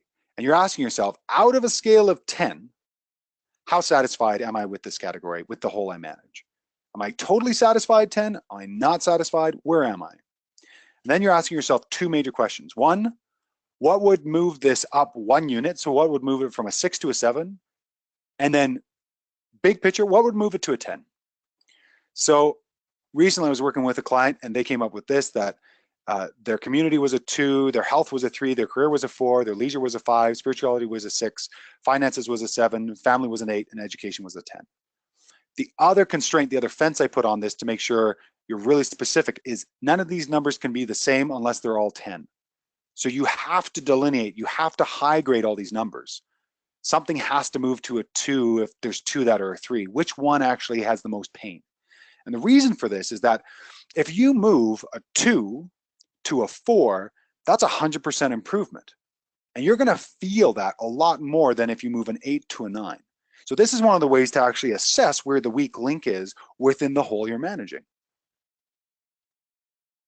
What is the current satisfaction within each category of the whole? What would bring it up on the rating of, what would bring up our rating up 1 unit, and what would bring it up to a 10? So I use this because this becomes a great conversation. The answers of this really turn into the quality of life statements. And a number of folks will give you a list of values and you circle values and you take those and use those. I find that this is just more effective. We're asking you the question, you're telling yourself, well, I don't have this and this is what I want. This is actually what I value. Great. If we can do it through inquiry, it actually sticks a lot longer. So use the categories and build your quality of life statements to show your values. Little example, again, we saw it before, but I just bolded some of the big things. We relax, we have fun, we feel appreciated, we feel content, safe, strong financial position, which feels good. That's an important piece. We're the best we can be. We're understanding, have engaging relationships, share with others, encourage our natural environment. We have space and freedom, and we enjoy that as well, excited and motivated, and are in good company. So some people might think, okay, this is true for everybody. Why would we do this? Because you have to be certain that this is true for you. Not everybody else, just for you. Similarly, when we go to our poultry farmers, for the environment, it was specific. It's we support ecological diversity. And for them, it was specific. We have this ecological diversity, which is started and propelled by our hands and sustained by ecological cycles. Great. So that's specific to them. That's specific to how they look at their context, their situation. So quality of life statements. As we take a look at behaviors and systems, now we're taking a look at what do we have to do? Remember the X, Y, Z. This is the Y. This is what do we have to do? So what the decision makers in the whole must do or adopt to ensure what they want comes about. Again, doesn't include decisions or actions. So it's not we have Quicken books if we're talking about an accounting system. It might be if our quality of life statements is we are in good financial standing and we're happy about it. A behavior and system is we have accurate and timely accounting processes and programs. Great.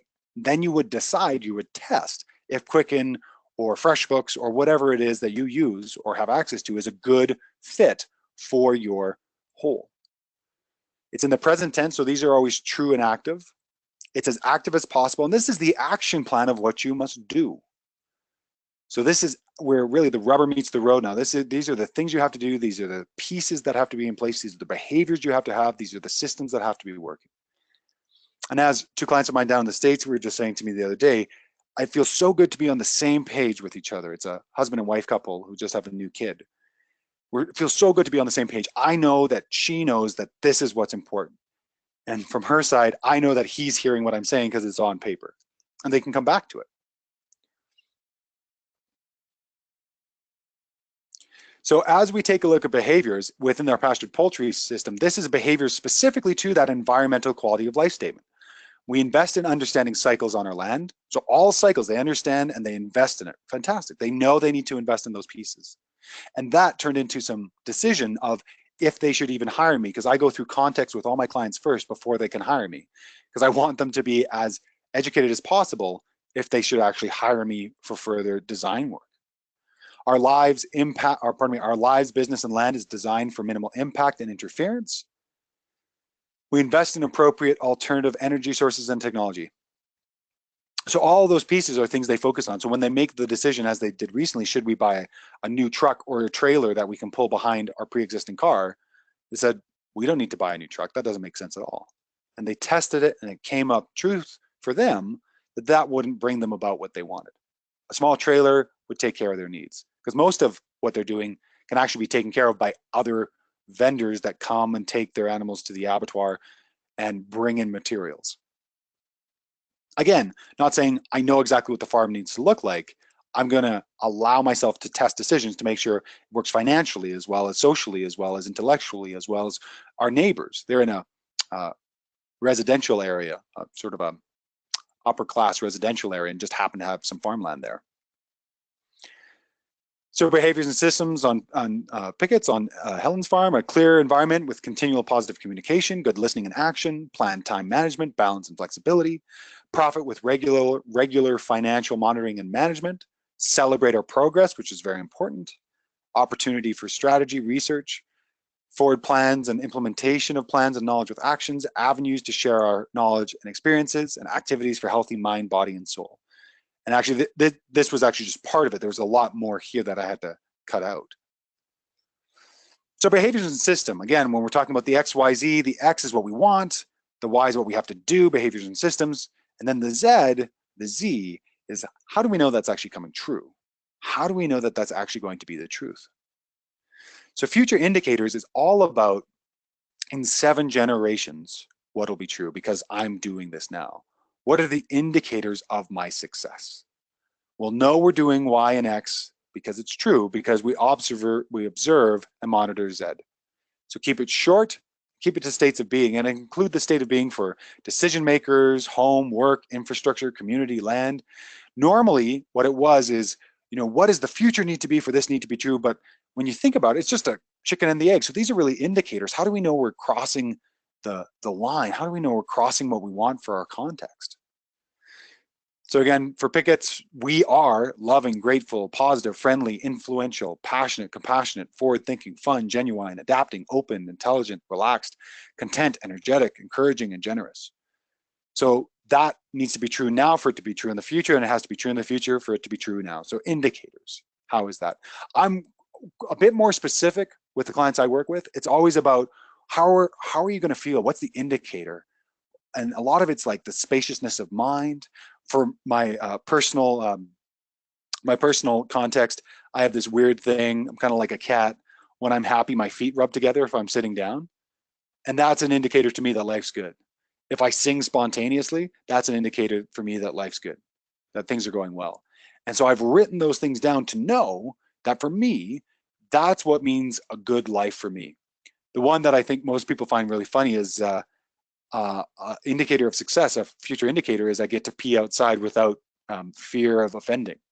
Because I lived in an urban environment for a long time, and I think peeing into drinking water that's been purified and brought out of a river or a lake and then been defecated or urinated into and then gone back to the plant to be purified again to go back into the water is silly. I think it's the most ridiculous thing in the world. And so for me, a metric of success is that I get to go outside and I get to have a moment, I get to be a part of the water cycle, and I get to go back inside or continue on my day or do it as I'm going around the yard and around the food systems and all the rest of it. So that for me is just one of those really specific indicators. So it can be in this sense, or it can be super specific and super about what you are and your whole is. Again, use your language, be specific, and really make it about how you know, and ask ask your partner, ask your decision makers, how do you know when this is true in me? And the people around you have a better sense of that than anybody else. So it goes on. I like this. Community is quirky and creative. I love that. I think I'm going to steal that.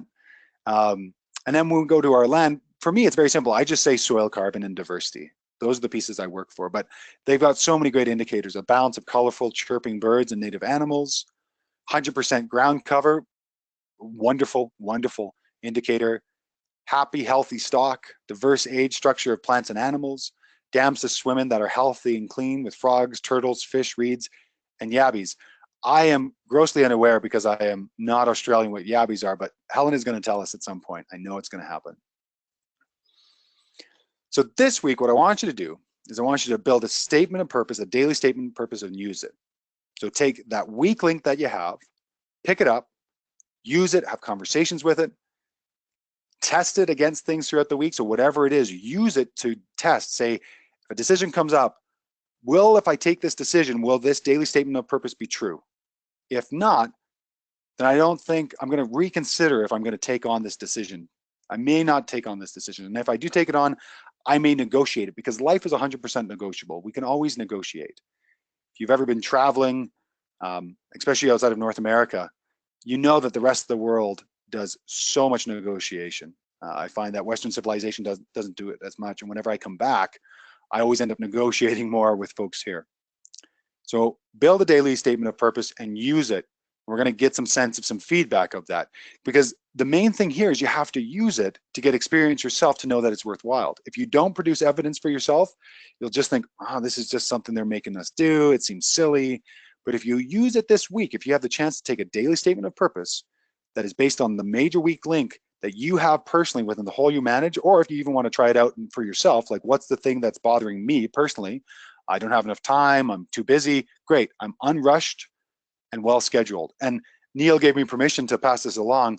That's been his major statement of purpose, because he's a brilliant guy, brilliant designer, takes on a lot of work and ends up being very overcommitted. So the very first time he picked it up, we got back on the phone the next week, and he goes, well, I thought about it a lot. And I said, okay, as most people do. And I said, well, use it this week and actually see what it's like. And so the second week, all of a sudden he goes, I was a lot less unrushed. You know, I made time for the things that were important. I rescheduled other things that weren't. I actually said no to a couple of things that just weren't important. So this is the piece about, if you don't design your life, somebody else will design it for you. And that's why context is so brilliant. It forces you, brings you in to say, this is important. I'm going to use this as my filter to allow life to come through or not come through. So that's the first piece of homework this week. Build a daily statement of purpose and use it. If you get to it, build a destiny statement of purpose for the whole you're managing. Build the big picture, build the big moonshot conversation about what you would absolutely love to be true about the whole you manage. I recommend you do both. Outline your holistic context. What do I mean by that? I mean, go through and start to build some of these pieces. Go through, do the wheel assessment, do the whole wheel assessment, assess the whole you're in, and start to build some quality of life statements off of that, and consider, okay, what am I going to have to do to make sure that those quality of life statements are true? But again, don't put decisions into the quality of life statements or the behaviors and systems, because those decisions are things to be tested. So don't say I do things daily, weekly, monthly. There's no frequency in here. There's no specifics. I go swimming twice a day. I walk twice a week.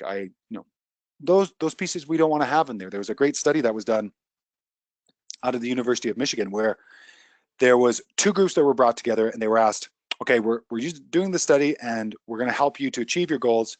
And for you folks, we're going to have specific goals. So around exercise, people were like, okay, great, I want to work out 5 times a week. Or around health, I want to eat healthy and have 1 cheat day. So I'm eating healthy 6 days a week. Or I feel like I want to reach out to friends, so I'm going to reach out to 2 friends this week. And in the other group, they said, great, what's the core of what you're doing? Well, exercise or healthy eating or community. Write it down on a card, put it into your pocket, and pull it out 10 to 20 times a day. And look at that card and just reinforce that that's the purpose this week. 3 months go by, they come back. There's a 5x difference in the markers that they chose. So for the health folks, they had health markers. Community folks, they had community markers. a 5x difference, and you already know the answer. Who actually had the increase with the folks who had the general conversation, not the specifics? Why?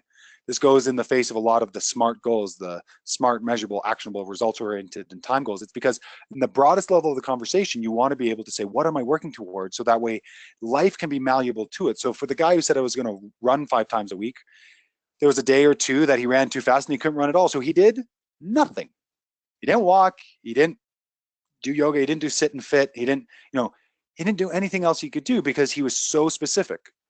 So that is a brilliant way to bring it into your conversation. And if you want to do what I give most of my clients on week 1 is write down your daily statement of purpose, put it on a card, put it in your pocket, take a photograph of it, put it on your lock screen and your wallpaper of your phone or your tablet or your computer, and have it in your face for the entire week. That helps to create the usability of it. For the outline of the holistic context, let's go through the statement of purpose as we were talking about. Let's make sure we do some quality of life statements based upon the whole wheel assessment, if that's of interest to you. Let's build the how, the doing. Let's build the behaviors and systems of what we need and how we're going to put it together. And then let's build a couple of indicators. How do I know that this is going to be true? Is it going to be density of forest coverage? Is it going to be a diversity of animals? Is it going to be a specific metric like the fat content of my animals or a specific indicator within those animals themselves? Ask questions as they arise on the forums. And last but not least, remember that popping the hood on your life, and that's what this is about. This is about really popping the hood on your life because you're asking, why am I doing this? Why am I engaging this? It's tough work. It's the toughest work there is out there, hands down. I've dug ponds by hand, 2 degrees north of the equator in Kenya in quartz soil. That was tough work, and this is tougher. This is tough work, no doubts about it, but it's very, very valuable work. And the folks who do go on to make context and use it continually say that when we do use it, it has a high value to it. It has a huge value to what we're doing. So that's the homework for the week. Build that context, build the daily statement of purpose, use it, ask questions as they arise in the forums, and remember that popping the hood is tough. And so when that friction arises, just say, okay, great, I'm frustrated by this. And I'm going to let myself be frustrated. I'm going to welcome it, and I'm going to try again. Because again, anything worth doing is worth doing poorly. So we've got the whole inventory. We're going to be working on that, working on context, working on the testing questions. Next week, we're going to take a look at some examples of testing questions next week. So this is great, is if next week you can come with a couple of testing questions, some things you want to test, and you come with your context, you can follow along and do the testing with us. If you want to come fully prepared, you can be fully prepared with us. But Darren and other of the facilitators are going to refer back to your context throughout the course. So I highly recommend you take the time. The testing questions we talked about a little bit before. So that wraps up the formal portion of the conversation. Looks like I got across the finish line a little bit faster. Looks like we got at least 15 minutes on the timer, and it looks like, yeah, about 20 minutes on the clock here. So Darren, I think what we'll do is, if we want, we can take some questions, or I'll pass it over to you there, Darren, to tell me what you'd like to do.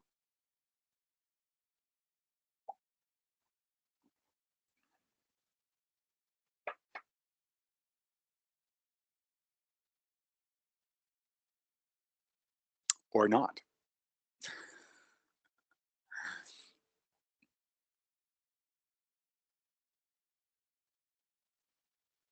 All right, well, they don't see, Sorry, oh, there he is. Can you hear me now? I can, Darren, yeah. Cool. Sorry, I was just fiddling around trying to get this panel to work. Thank you. Much easier being the presenter than the organizer, per se, it would seem. So thank you so much, Javan. That was outstanding, as I expected. In fact, exceeded my expectations, as you so often do. And thank you also to Helen, I think David Ward, and a few other people who contributed through the program there. I think, yes, we do have time for questions, as you've said. We've still got another 20 minutes left. So if that's okay, Javan, I'll shoot some of those up. The way I do that, I'll just make myself the presenter again, so that we can record the questions Sure. I'll just bring up a screen and paste those questions onto the screen so they're in the recording. So I'll just Great. get rid of my other screens here. Could I just say to everyone who's on today and who's going to listen to this later, I'd really like to thank all of you for your patience with what we've had going on personally in the last week. I know it's not been ideal, that I had to disappear in large part for the last few days, and I've had a fair bit of catching up to do, which I'm still doing this morning. I've sort of spent the morning writing all of that stuff down. So yeah, I just wanted to give thanks to everyone for being patient with us, and as we went through that personal work that we had to go through this week with our friends passing. So thank you.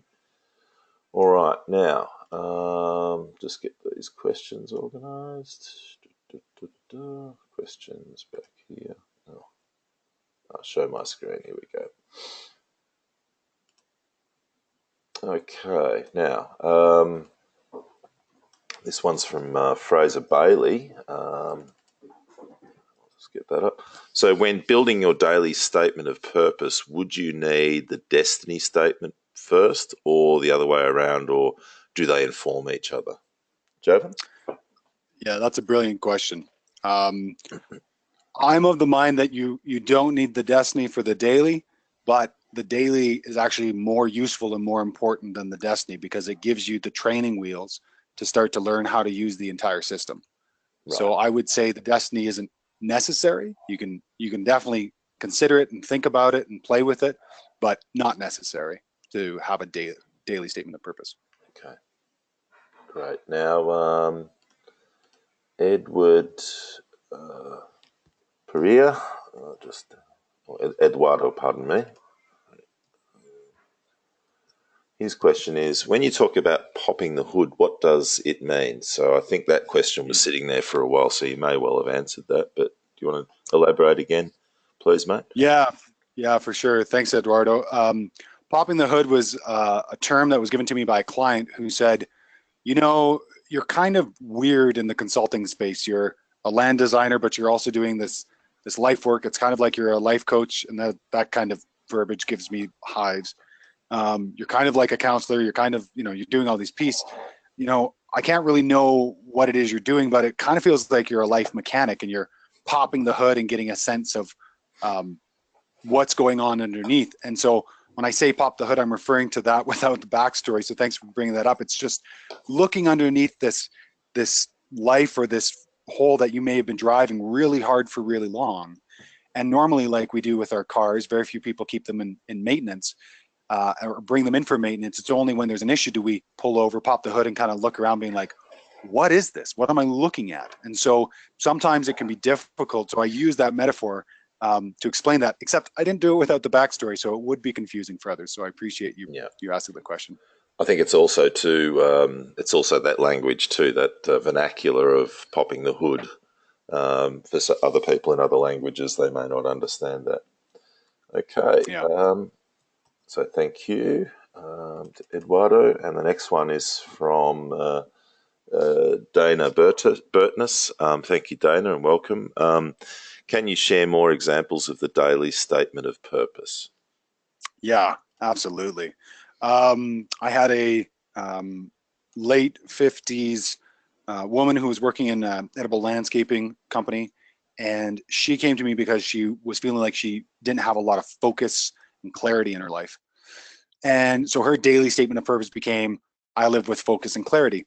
Now, she was working in a workplace that had a lot of millennials, and for those in different cultures in Western civilization, the millennial conversation going forward from about 1984 to about 10 years ago, these folks generally are a Google mindset. They always ask for answers instead of going and looking for them.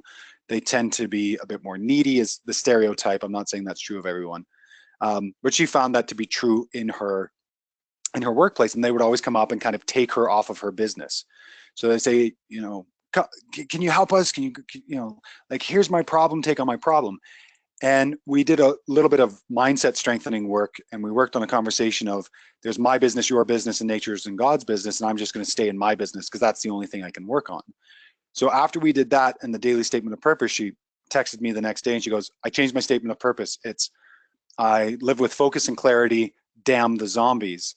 And the reason she said that is the concept of the fictional character of a zombie is the zombie eats brains. And she felt that these millennials were coming to eat her brain, were coming to eat her cognitive power and sap her energy throughout the day. So she ended up having this statement of purpose that actually just got truncated to damn the zombies. And within 3 days, she emailed me again. She goes, I feel so much better, because every time one of the millennials in the workplace, and anybody else for that matter, came up and said, hey, would you help me with this? Would you help me with that? She just goes, damn the zombies. In her head, she never said this outwardly, or at least that I know of. She would go, damn the zombies, and off they would go. Because she would say, you know what, I'm working right now. I think you can find that out yourself. Or that's interesting. That's an interesting problem you have. What are you going to do about it? Versus offering herself up all the time because she had that savior, that hero complex. Now, comparing that to another young farmer I was working with locally here, everything's going great. He's doing exceptionally well. He's doing some incredible cattle, incredible pigs, but his relationship with his folks is wavering. They like to have a very contained farm. They don't like to open themselves up to tours. He's the one who's managing and running the farm, but they, of course, this is their living area. So the relationship was strained. So instead of going out and saying, well, the daily statement of purpose is I will do more consultations, because he was also a consultant, or I will do more pigs. It was I have an amazing relationship with my parents. And in that, he was again able to, very similar to the client I was talking about previously, he was able to, when they were bringing up something that was not his business, he was able to really recognize that and go, this has nothing to do with me. Getting more into a land-focused example, I've got folks just near here to the west of me, about 5 hours, who are starting a market garden. And the main thing they don't know is everything. So their daily statement of purpose is, we retire wiser than when we arose. It's also a future indicator of mine that they saw in my examples. And they said, oh, that's it. And so what they do now is they wake up and they go, okay, what's the main thing that we don't know about today? And they go and they work upon that. So Dana, hopefully that gives you a couple of examples, and if you need more and if we have time, I'm happy to give you more. Thanks, mate. That's fantastic. And Tim Edmond asked a similar question, so thanks for that, Tim. And we'll go on to now Stefan Schwartz's question. So thank you, Stefan, and welcome. If I have a company, do I make a quality of life statement for each involved, or do I do that? Which is a great question and often asked. Yeah, great question. So when you're working in a group, be it family, be it in business, whatever it might be, we don't make a quality of life statement for each individual. We build them together. And so we answer the whole life assessment together, and we build that together. Is that a long conversation? It can be. The one thing that I've learned in working in groups and being in a number of partnerships where we build context is to ask questions around, if we were going to have one thing improve in this area, what would that be and why? And the why is the important piece, because the why actually speaks to the values that everybody holds. Now, what might come up, Stefan, and I want to be gentle about this, is that you may find that there are some inherent friction points between members within the whole that you manage. And that is great, because it shows you the areas that you need to be aware of and you need to work upon and you need to go through. And especially when you're working with a group, I ended up working with a family who was 10 hours away. And so we did this over a succession of Saturdays. We would get together Saturday morning. I'd sit down at Skype. They'd sit down at Skype around the breakfast table. They'd actually have breakfast while we were doing it. And when somebody brought up something, we would go back and forth and we'd say, so what about that is absolutely true for everybody here on this land? Is that really necessary? And when you realize that you are best to take your context and use it to test every decision, if you have 100 to 150 point holistic context with a statement of purpose and multiple quality of life statements and behaviors and systems and future indicators, you never want to pick up the darn thing. And so when that's understood by all the people involved, you can realize that creating a short, concise, terse, really elegantly brief context. Mine's very much more poetry at this point than anything else. That has a lot of connectivity to folks when they hear that, and can help people through the rough patches when you're trying to get into, okay, is this true or is that true? How would we put this together?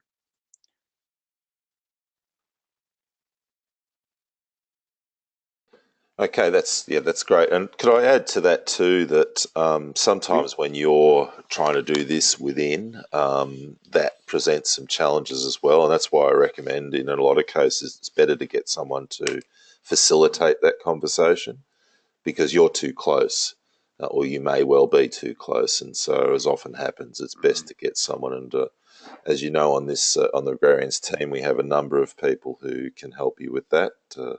And Helen and Javan in particular.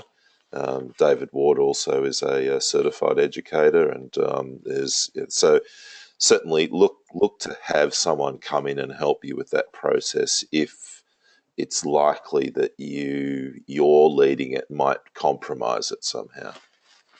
Mm-hmm. All right, now the next question I have, next point, is from Justin Bramhall. Thank you, Justin. Would you suggest, for the context of this course, since a lot of it is focused on managing land, that our holistic context is specific to that? Or would it be more helpful to focus our context on our personal life than that we are managing first? Okay, please. Yeah, another brilliant question. So, Justin, I would say that there's two pieces there. I would say one is, ideally, I would see you have a context for yourself and a context for the whole you're managing. And secondarily, that how you want the land whole to be is actually why you're doing it in the first place. So there is a personal level to that in terms of how you want yourself to be and the other members to be, how you want the experience of the land to be, how you want it to operate, what you want the profitability to be, and what is the quality of life you want out of that. So I would say that there's that your question actually shows that even in your mind that there's a division, that they would be more separate. But this is sort of the genius of context, is that you're pulling in the idea that how you are on a land base and how you experience that land is as important as the productivity of that land or the metrics of regeneration or the ecological assay or asset.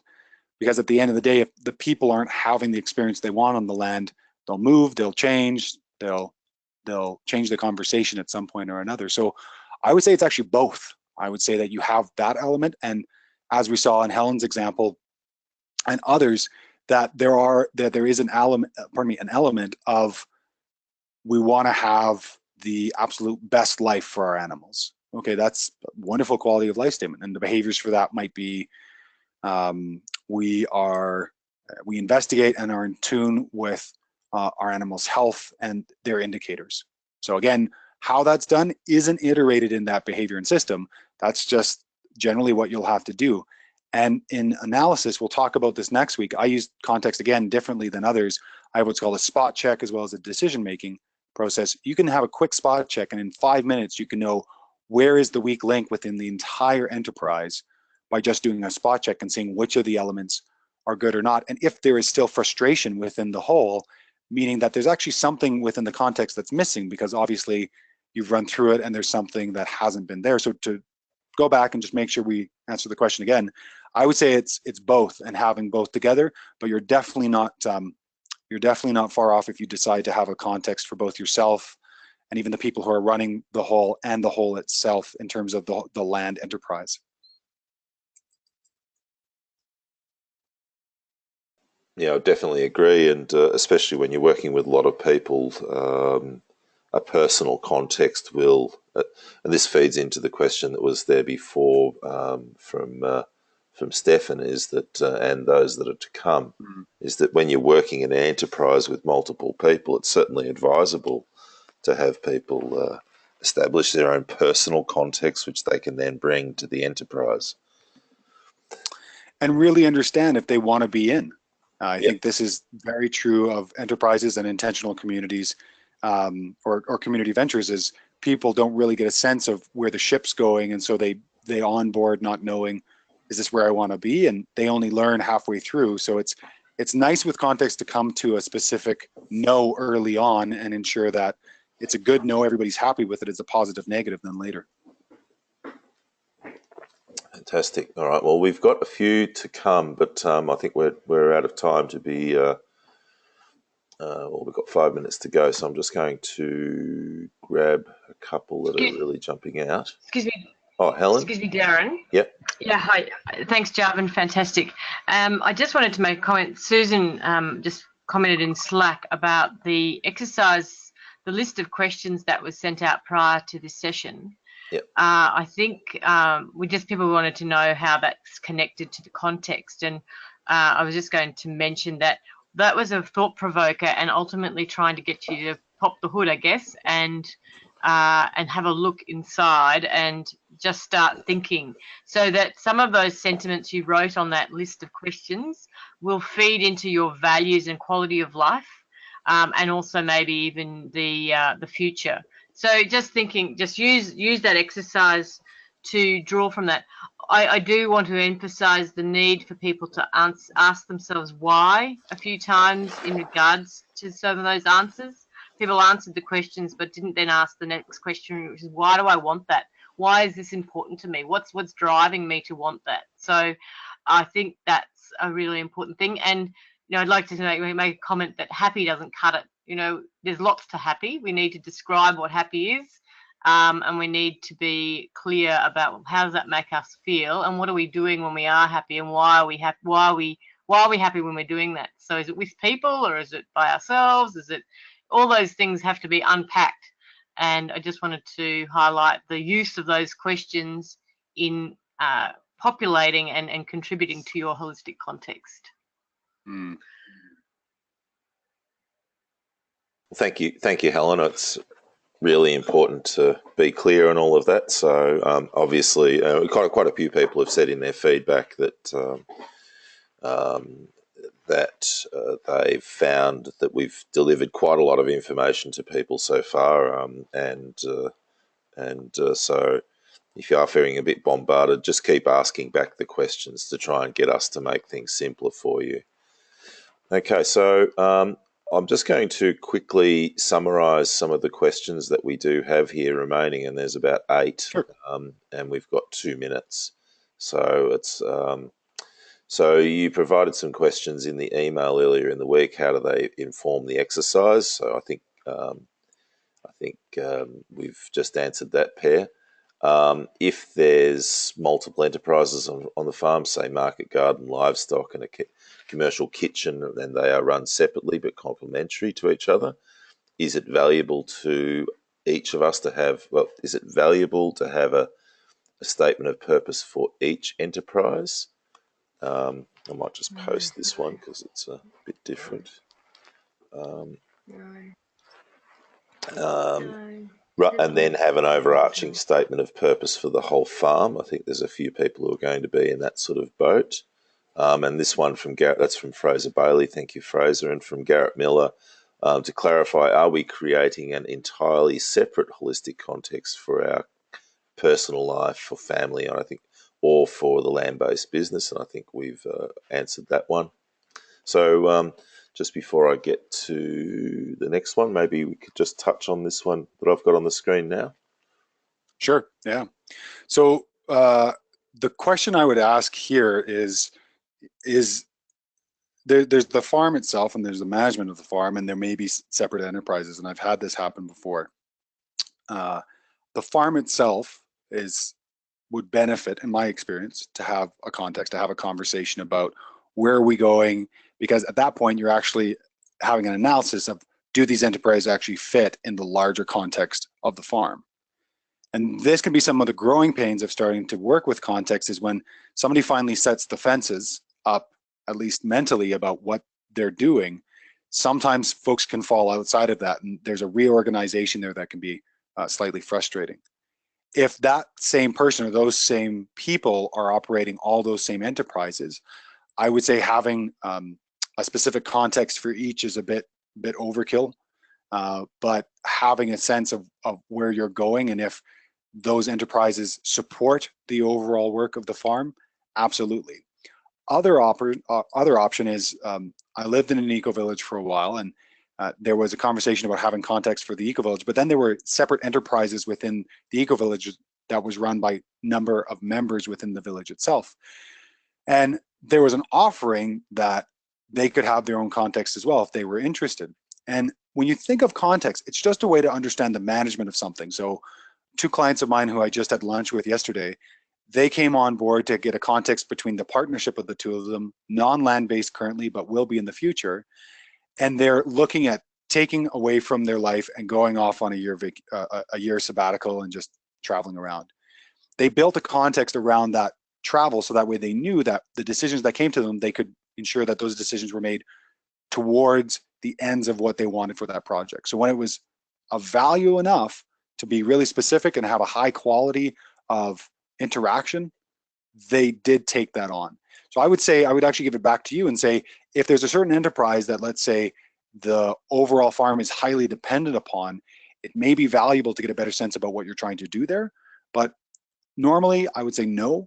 You can just have a context for the farm, and then you have multiple enterprises that you're running underneath it. If, again, it's the same people. If it's extra people, then you start to ask, do we need more management here?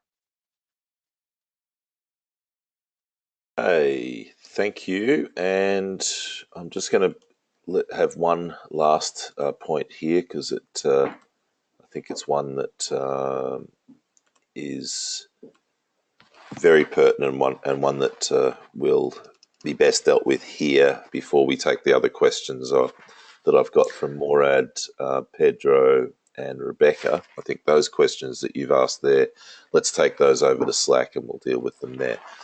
This one is from Michael Dunn. Any advice for doing this process with family members who are part of the whole but are not willing to engage in the process? Often a great question. Often a true reality. Yeah, that's what I mean. Yeah. Yeah, you know, there's no easy answer, and for me to say that there is one is just a bold-faced lie. This is usually driven by somebody who comes in and says, you know, I think this is a good idea. What I find, however, is, and I forget if it's Sun Tzu or if it's the 5 rings, but when talking about engagements, lead with orthodoxy and win with extraordinary. So if you're coming in with this idea of we're going to manage and all the rest of it, I think a lot of those words, especially for folks that are entrenched in an organization, older family members, grandma, grandpa, dad, mom, the idea that this is about management and knowing your values is an affront. It's I know my values, you just don't share them. But when we start to think about, I want to be on the same page, we start using different language. I want to be on the same page with you guys. I want to contribute more to the bigger vision here. I want to know what your vision is. I want to be on the same page and be able to contribute in a way so that way we can come back to this and know that I'm doing what you want me to be doing, or you're doing what I want to be, you know, back and forth. I think that has a lot of pull with folks. The other piece is that it's really tough when somebody takes a holistic management course and comes home and says, look at all the paperwork we have to do. Whereas if there's somebody else who can come in and ask those questions, it can be a lot more valuable. So I don't think Darren set up accountability partners or that kind of conversation, but there may be an argument to reach out to others that are nearby or folks who are interested, have somebody outside of the whole within the peer group to actually come in and start to ask some of these questions and build this context and have that conversation. But it's not an easy thing when somebody has a resistance to it. I would just say, speak to the orthodoxy, speak to the language, the currency that they speak, and really build it in a way, because it does, that what you're offering actually solves a lot of the problems in the enterprise or in the whole that you're managing. I imagine Helen and probably Dave and yourself, Darren, have some comments to add to that as well.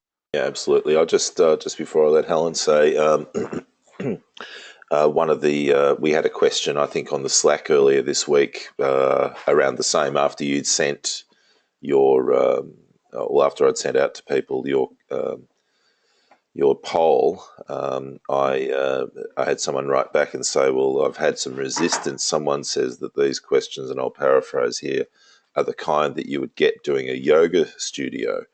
And they were a bit confused by that. And I said the same, go back to something orthodox in our context, which is just go back to those questions that we have listed in the climate section of the Regrarians checklist, because they're fairly straightforward and without any of that sort of more probing language. So, Helen, did you have anything to say there? Thanks, Darren. I guess I did answer just then. I think the big thing is to come at it as a pretty open-ended question of describing what they want the property or operation to look like, so that it's not really about their values, but what you're doing is getting them to, well into the future, what do they have in mind for the operation? How do they want it to be operating? How they see it growing? Is it staying the same? Just getting all their parameters out of the operation, and then everyone does that who in the group, and then you can actually see where the common ground is, and then focus on the common ground, and then the gaps in between start to fill in. If we work with what we've got to work together on, then we can fill in the gaps as we grow and trust each other, and people can start provoking new ideas and things like that. So I think that's one way of coming at it, rather than, we're going to do a big deep values session, which is just so inviting, and all these things that are a little bit confronting. Because the other thing is, I've found is older people, older generations, when they're actually asked how they want to live their life and how they want to feel most of the time, it's very decadent for them to actually say and state what they want. I mean, and they also almost take it as a selfish activity, because they have actually given their life to others all of their life. And I think that's really, for us in the younger generations, we kind of go, well, of course we deserve what we want.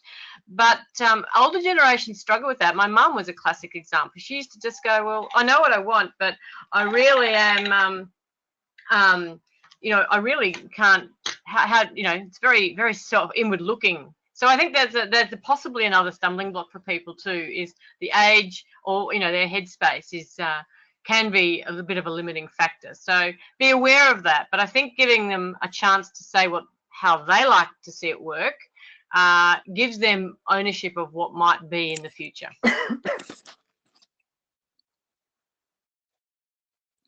That's brilliant, everyone, and thanks, David, for endorsing what you just said. Then, Helen, David Ward, very well put in conclusion, Helen. I agree. It's the indulge. I think that's a really good point. One that I've sort of made in a different way is that a lot of people just don't see the value of introspection, or they've never even actually considered it. So that's a great point. All right, well, we'll wrap things up now, and I wanted to thank Helen for her assistance today, and also to David Ward, but particularly Helen for working with Javan in the preparation of today. That's great, and that's part of the thing that we really love to see and encourage as a more collegial atmosphere around all that we need to do to get where we all want to go. So thank you very much to both of you for that. I'd like to give a great thanks to Javan for his great work in distilling all of this down. I know that's a challenge, having done that myself, or continuing to do that with the Regrarians Handbook. Distillation is a really big challenge when you've got quite a lot of complexity to deal with. So bravo to you, sir, for doing such a great job on that.